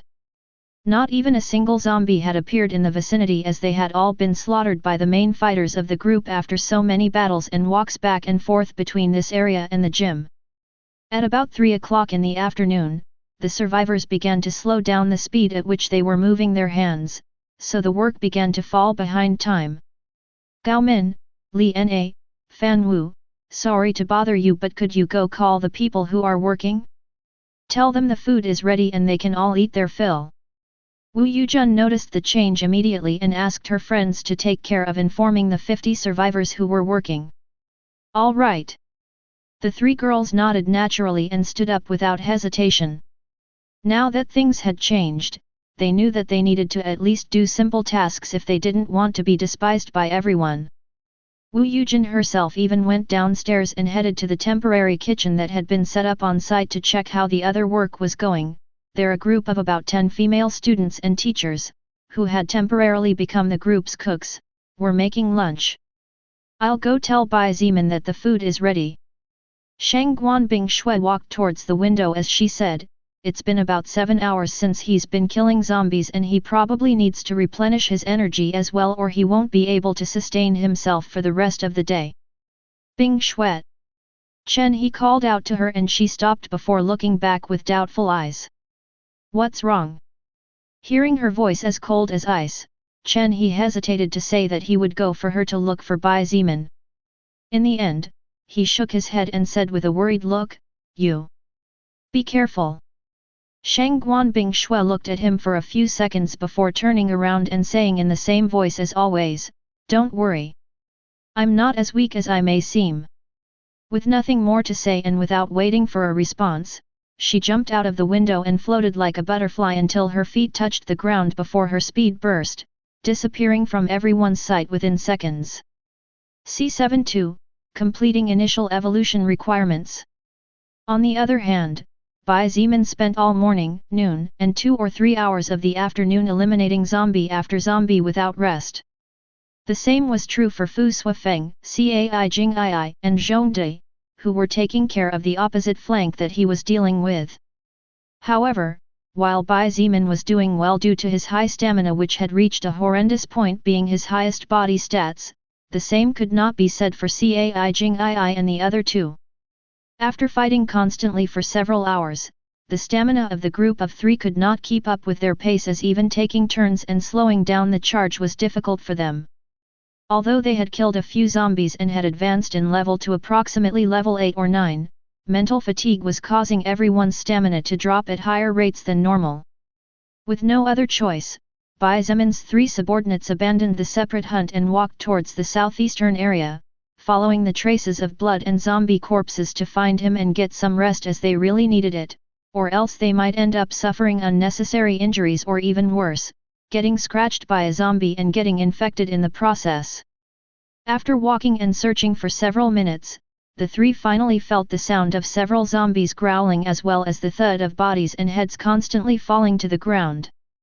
The 3 looked at each other before rushing forward, and after running for 2 blocks and rounding a corner, their footsteps stopped dead in their tracks as they saw the scene before them. Bai Zimin's body was like a leaf swaying in the wind of a raging storm as he ran through a wave of over 500 zombies. For a second he was on one side, but in the next instant, his body seemed to become a blur before he appeared in a different place, followed by dozens of zombie heads flying through the air. Swoosh! Swoosh! Swoosh! Bang! Bang! Bang! Bang! The sound of the wind being cut in two by the blade of the Xianyuan sword as well as the bangs caused by Bai Zemin's kicks connecting against the skulls of the zombies and turning them into minced meat echoed throughout the block, and the echo traveled through the nearby buildings. Because Bai Zemin mostly used his sword, few people actually knew the fact that he was actually extremely skilled in all kinds of martial arts, and only Shang Guanbing Shui, Liang Peng, and Chen He had seen him in the cafeteria the first day they arrived at the gym. But the reality was that currently, every part of his body was a deadly weapon capable of taking the lives of his enemies in a matter of seconds, and that thanks to his nearly 100 strength points, a kick from him was not something that a normal living being could handle. Under the frightened and shocked gaze of Fu Suifeng, Cai Jingii, and Zhongde, the small horde of about 1,000 zombies was completely decimated and crushed in 5 minutes. In fact, if it were not for the zombies being so crowded together and hindering Bai Zemin's ghostly mobility, the zombies would have been eliminated far quicker, as they could not even catch Bai Zemin's shadow, and his movements were too explosive, since before the zombies could react their heads had already been crushed with a kick or gone flying through the air after a slash from his sword. Phew! Bai Zemin let out a loud and exaggerated exhale as he thought that it would be better not to attract so many zombies in close quarters, as his mobility was greatly affected, and until he could control mana properly and gain some mastery over his blood manipulation skill, his agility was his strongest weapon against numerous but weak enemies. Oh! Bai Zemin turned around and was a bit surprised when he saw the trio standing several meters away. "Guys, what's wrong?" Cai Jingii was the first to react to Bai Zemin's call. She walked forward and began to explain why they had come, being followed closely by Fu Suifeng and Zhongde. Bai Zemin listened to her words as he casually nodded and told them not to worry too much and congratulated them on their good work. However, his attention was focused on the steps the three of them were taking. Regardless of whether it was Fu Suifeng, Zhongde, or Cai Jingii, the steps of the three of them were steady, and from the way she spoke without trembling, it seemed that she was not scared or fearful of anything in particular. To many, this might be insignificant, but to Bai Zemin, who had acquired the experience of the best special forces soldiers on Earth, seeing three people who were previously just normal students going through a pool of blood and hundreds of corpses without flinching was something to be praised. If it was in the past, just seeing the bloody scene before them would be enough to scare them to death. Yet here they were, walking among decomposing corpses as if it was no big deal. Of course, Bai Zemin knew that such a thing was possible only because the three of them had been fighting zombies constantly ever since he granted them the opportunity to absorb soul power and opened the gates of evolution for them. Therefore, after killing so many zombies, after seeing so much blood and so many deaths, Cai Jingii and the other two had grown accustomed to the iron smell of blood in the air, and their eyes contained a hint of steadiness that was not present before. Bai Zemin was naturally secretly delighted, as the more prominent they were, the better it would be for his long-term plans. Roar! Suddenly a furious roar echoed through the surroundings, startling the four people present. "Be careful and stay close to me." Bai Zemin's face changed slightly, but Cai Jingii's face and his other two subordinates turned pale while their legs grew weak, threatening to fall down at any moment. "That's definitely a first-order creature." Lilith, who had been watching from afar in boredom, seemed to perk up a bit as she floated several meters into the sky while looking down. "Bai Zemin, now you'll see that if it's you, the soul record test isn't as impossible as it seems." The scarlet eyes of the beautiful succubus glittered with a hint of anticipation as she observed a shadow move between the buildings in the direction of the group of four. Without hesitation, Bai Zemin activated his blood manipulation skill on himself as he imagined the terrifying scene of his family being killed. Adrenaline was a substance that the body secreted on its own and was not something he himself could control. Therefore, because Bai Zemin was no longer scared of low-level first-order existences, he had no choice but to improvise in order to somehow control how to produce that substance that he so badly needed to fulfill the requirements of evolution and at the same time improve his battle ability for a short period of time. Therefore, although it was unpleasant and he did not even want to think about his family being killed. At this moment they were the only trigger capable of triggering his fears to extreme levels enough to spiral out of control. Fueled by anger and fear, he gritted his teeth as his organism began to secrete large amounts of adrenaline, a substance which was carried at twice the normal speed by the accelerated blood and moving through every part and nerve of his body by the blood vessels that pulsed like the heart of a living being after swelling to match the wild bloodstream. Kill unranked enemies using blood manipulation with a single attack 100/100. Kill first order enemy using blood manipulation on yourself 0/2. Kill first order enemy with a single attack using blood manipulation on yourself 0/1. The simplest requirement had already been completed and Bai Zimin was aiming for the second and third. Since in both cases the activation of blood manipulation on himself was required, he did so without hesitation. His pupils became half their normal size, amplifying his range of vision. His body became lighter and more flexible, making it easier for him to move in risky situations. His whole being seemed to be in a strange condition, ready to face any kind of danger that threatened his existence. C73, First Order is no longer a challenge. Cai Jingii, Fu Suifeng, and Zhongde had no idea what was happening, but after the previous roar, every cell in their body seemed to have gone crazy as fear had almost completely overwhelmed them. This alone was enough to let them know that whatever roared at that moment was definitely not something they could currently stand against. What the group of three did was to approach Bai Zimin and stand only a step or two away just behind him as they looked around cautiously, raising their weapons in an effort to make themselves feel better. Unlike them, Bai Zimin seemed much more relaxed. His body was in a calm posture and even his sword was not on guard to defend against any imminent attack. He just stood there, his tiny pupils absorbing more information about the surroundings than any normal person could imagine. Swoosh! Suddenly there was a minuscule sound of wind. It was as if the wind had been cut by an extremely swift object. Bai Zimin turned his head slightly to the left and caught a glimpse of a silhouette rounding the corner of the nearby building before charging towards the group at surprising speeds. This creature was even faster than the First Order's evolved zombie, and even after absorbing so much soul power and with a speed comparable to that of 12 people, Bai Zimin still could not keep track of the incoming enemy. However, while speed was one of the most powerful weapons in existence, it was not necessarily impossible to fight against. Swoosh!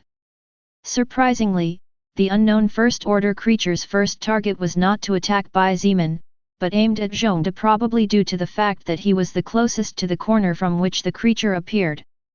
Without moving his head, Bai Zimin's eyes moved to the left, and for less than a split second his cold gaze met a pair of golden eyes filled with murderous intent.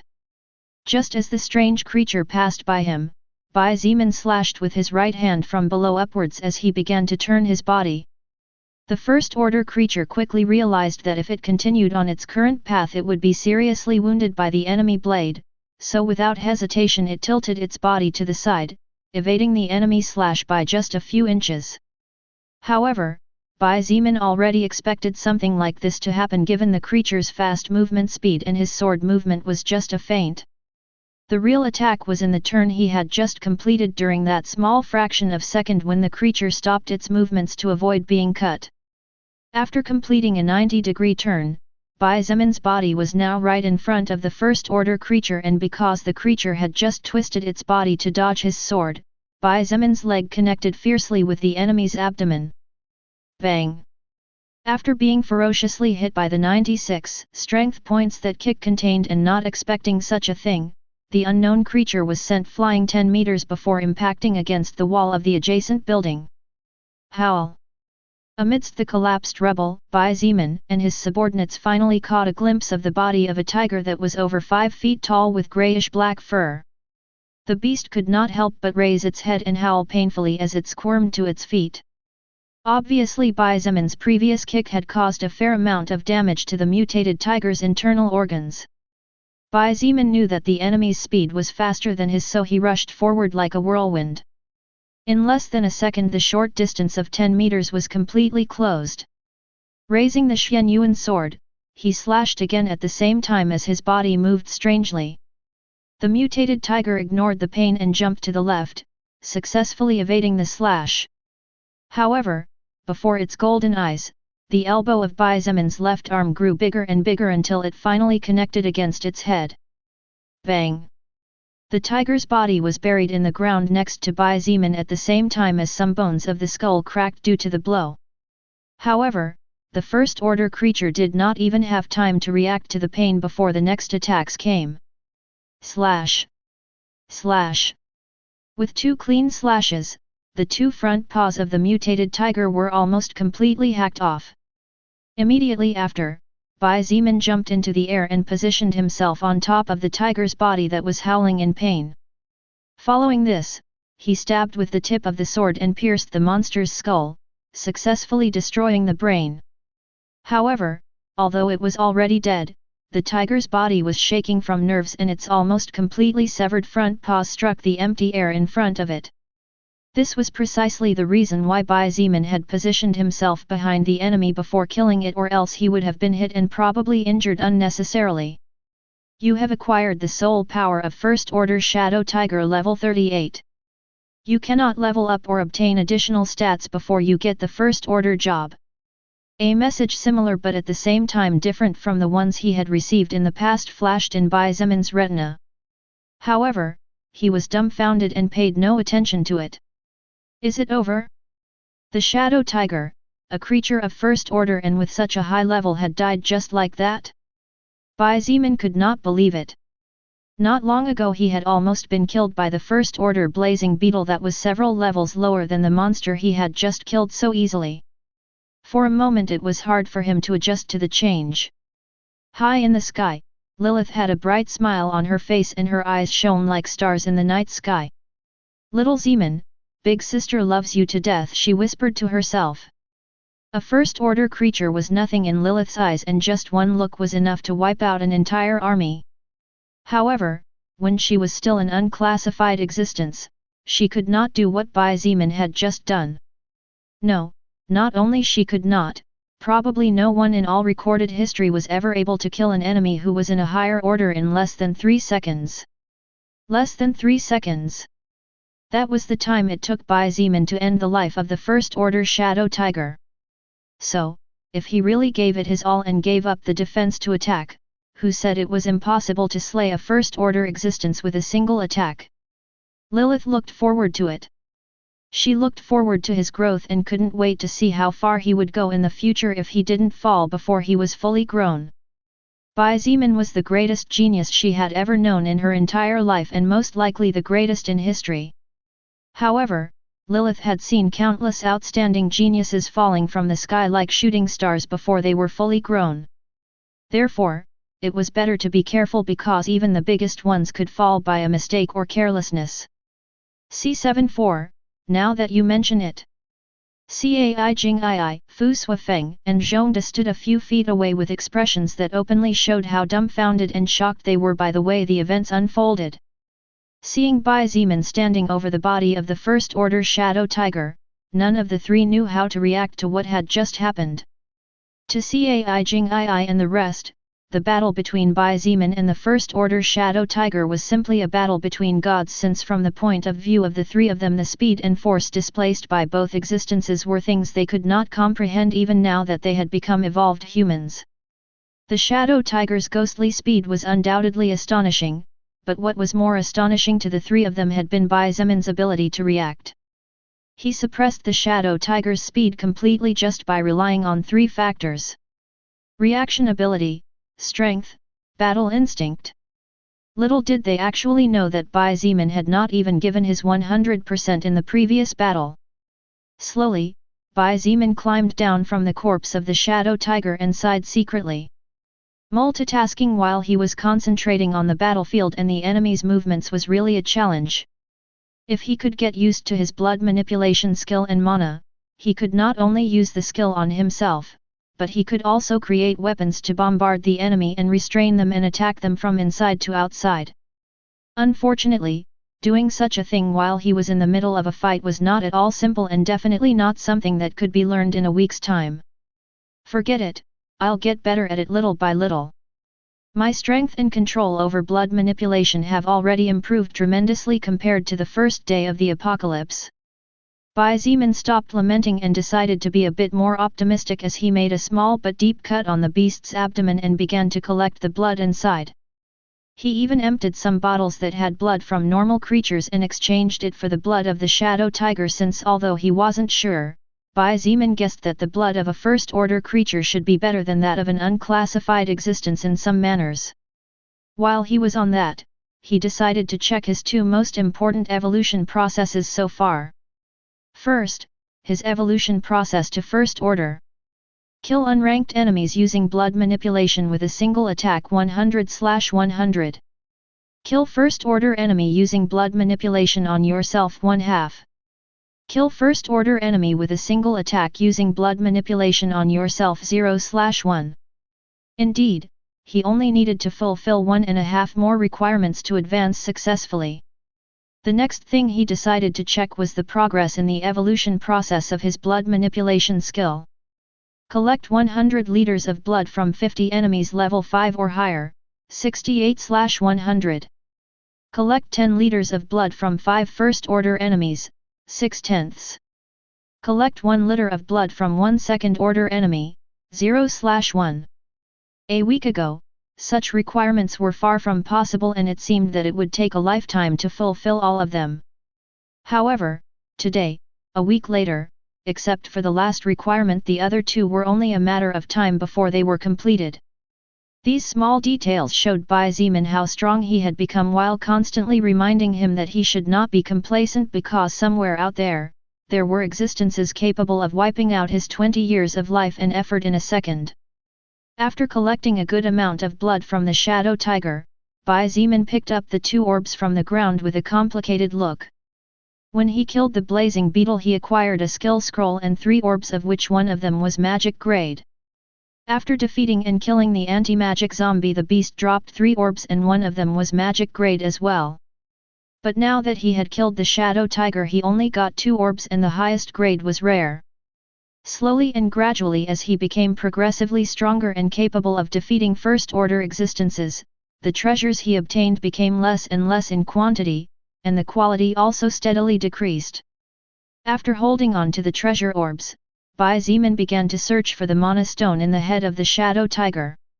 This would be his 5th soul stone in case this monster had one.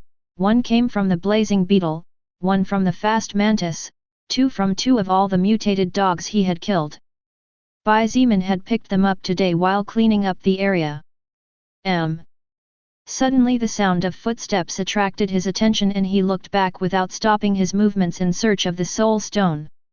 At a short distance and approaching with regular steps, Shang Guanbing Shui was walking through the zombie corpses with an indifferent gaze. The stark contrast between her white dress, silver hair, and her blood-stained surroundings was an exotic sight that could not be appreciated every day. Her attention went between him and the completely lifeless body of the shadow tiger. Her eyes had a strange glint in them, but due to her icy expression, it was hard to tell what was going on in her head. After she reached a few steps away, she stopped and watched his actions silently. Bai Zimin's eyes lit up and his attention was stolen by the hard object he was touching inside the shadow tiger's skull. With a soft tug, he pulled out his blood-covered hand. However, this was ignored by him and he focused on the dark-colored stone in his palm. His mouth curved slightly into a satisfied smile and he stored his second first-order soul stone in a plastic bag next to the rest. He wasn't worried about separating them as the difference in size and shape made it too obvious to identify the differences between each grade. Did something happen? He asked after he stood up and looked the woman in front of him directly in the eyes with confusion. She stopped looking at the shadow tiger's body and looked at him before slowly explaining, lunch was delayed to give the others time to work with the blazing beetle. Currently, the process is going smoothly, but because it's been several hours the survivors are starting to get hungry, so everyone is preparing to eat now. I see. He nodded, finally understanding what she meant even if she didn't say it explicitly. That's okay, thanks for coming all this way to keep me informed. He smiled before turning around and grabbing the shadow tiger corpse by a paw before looking back at her and saying, "Let's go." Shang Guanbing Shui looked at his actions and raised an eyebrow. She pointed at the monster's body and asked, "You want to eat that too?" Bai Zimin blinked in surprise and said in a low voice, "My idea was to use this monster's skin as protection at some point, but now that you mention it, I've never tasted the meat of a tiger in my life." C75, Successful Experiment. Bai Zimin, Cai Jingii, Fu Suifeng, and Zhong De followed Shang Guanbing Shui back to the pharmacy building where the group of survivors was. When the group of 5 arrived at the site, there were already many people sitting casually on large rubble rocks eating in wide mouthfuls and others coming out with their food from inside the building before sitting down and starting to eat just like the rest. Bai Zimin could notice the look of surprise on the students' faces when they saw the black-furred tiger being dragged by him with one hand. "Look, they even hunt a tiger. Isn't it a panther? Idiot, it's obviously a tiger that mutated. Shut up and eat before you have to go back to work." He ignored all this and left the shadow tiger's body near where the blazing beetle was. Currently, the blazing beetle had lost much of its protective shell and the survivors had also begun cutting up the meat and were packing it in plastic bags to be taken to the refrigerators later. Although it was still uncertain whether the meat was edible or not as it had not yet been long enough for everyone to feel safe enough, Shang Guanbing Shui decided that it was better to work on it beforehand to save time and, since the survivors were not doing anything productive, her idea was immediately approved by everyone. Bai Zimin received his bowl of rice as well as a large piece of red meat, a smaller piece of white meat, and a steamed bun. After nodding to the people in the kitchen, he simply went to the roof of the building and sat there with the beautiful Lilith a short distance away. However, this did not last long as Wu Yujin soon appeared on the spot and started chatting with him. As she didn't seem to have any bad intentions nor did she seem to want to ask him for anything, Bai Zimin casually chatted with her about insignificant things during the slightly late lunch. After finishing his meal, he excused himself and returned to the place where he was before to continue cleaning the area. This time he told Fu Suifeng and the other 2 that one of them would switch places with Kong Lan and take her to level up. ******. The whole day passed exactly the same way as it started. Bai Zimin cleared small groups and considerably large groups of zombies while practicing his control over mana and adapting to the use of blood manipulation in different circumstances. Slowly but surely he could notice steady improvement in his control over magic as well as imagining and solidifying blood to form spears. When the sun went down, he finally decided to call it a day and returned to the gym, casually meeting up with Chen He's group and the rest who had returned several minutes earlier. Surprisingly, Shang Guanbing Shui's group had also not been dawdling while the other survivors worked as they had brought even more mattresses and clothes from the female dormitory. Now, thanks to the large movement of female students the day before, practically everyone had a place to lie down to sleep, and while it was not as comfortable as a bed, it was countless times more comfortable than the cold hard ground. Little by little the living conditions of the survivors improved, which made the heavy and gloomy atmosphere slowly lighten thanks to the new comforts as well as the power demonstrated by Bai Zimin and the other evolved ones. From about 7:30 in the morning until now more than 14 hours have passed, but there hasn't been the slightest sign of adverse effect on the 3 scum who ate the beetle meat. Shang Guanbing Shui was sitting on a chair next to a table inside the cafeteria and began to announce the results of the experiment conducted today. Basically, can meat be eaten or not? Liang Peng asked in confusion.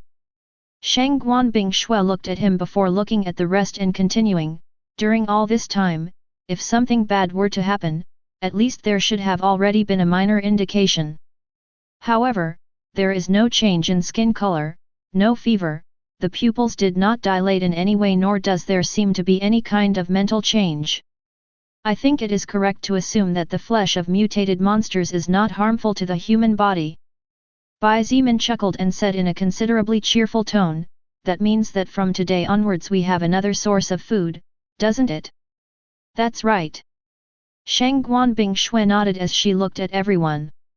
Even her icy attitude was somewhat warmer at this moment, which proved how cheerful she was. The evolved animals and insects were from a certain point of view more terrifying than the zombies, since only one of them could devastate large groups of people in a short time. However, now they had also become an indispensable food source. Bai Zeman and the rest still didn't know how the mana had affected the land of the world in general, but Lilith had told him that it was possible for the crops to stop growing, as it was not something strange by any means. Therefore, if that happened, every meal they consumed was one less meal that could not be replenished. With the current situation in the world, the production factories would naturally cease to function, so they could not count on that kind of food either. Therefore, the most natural food was the meat of other species. Now that it had been confirmed that the meat of the first order blazing beetle was edible, the joy and relief they felt was simply too great, as a heavy burden had been lifted from their shoulders. Without food, people would not be willing to work, would not obey, and chaos would soon break out everywhere, which, considering the current situation of the world, would mean the destruction of the human race. But now that they knew they could get a safe food source from other animals, the problem had at least been alleviated a little more, and while it was not a long-term solution, at least for the moment it was better than nothing. By the way, what happened to those 3 guys? Bai Zeman asked casually. As promised, I let them go. Shang Guanbing Shui replied indifferently. Bai Zeman looked at her and asked in a strange tone. They left at this time? That's right. Any problem? She looked at him and asked in confusion. Any problem? Bai Zeman didn't know what to say, so he simply shook his head as he sneered at the 3 poor pitiful guys. While it was true that he had cleared the southeast of the northern area and his 3 subordinates had partially cleared the southwest area, at night the dangers abounded much more.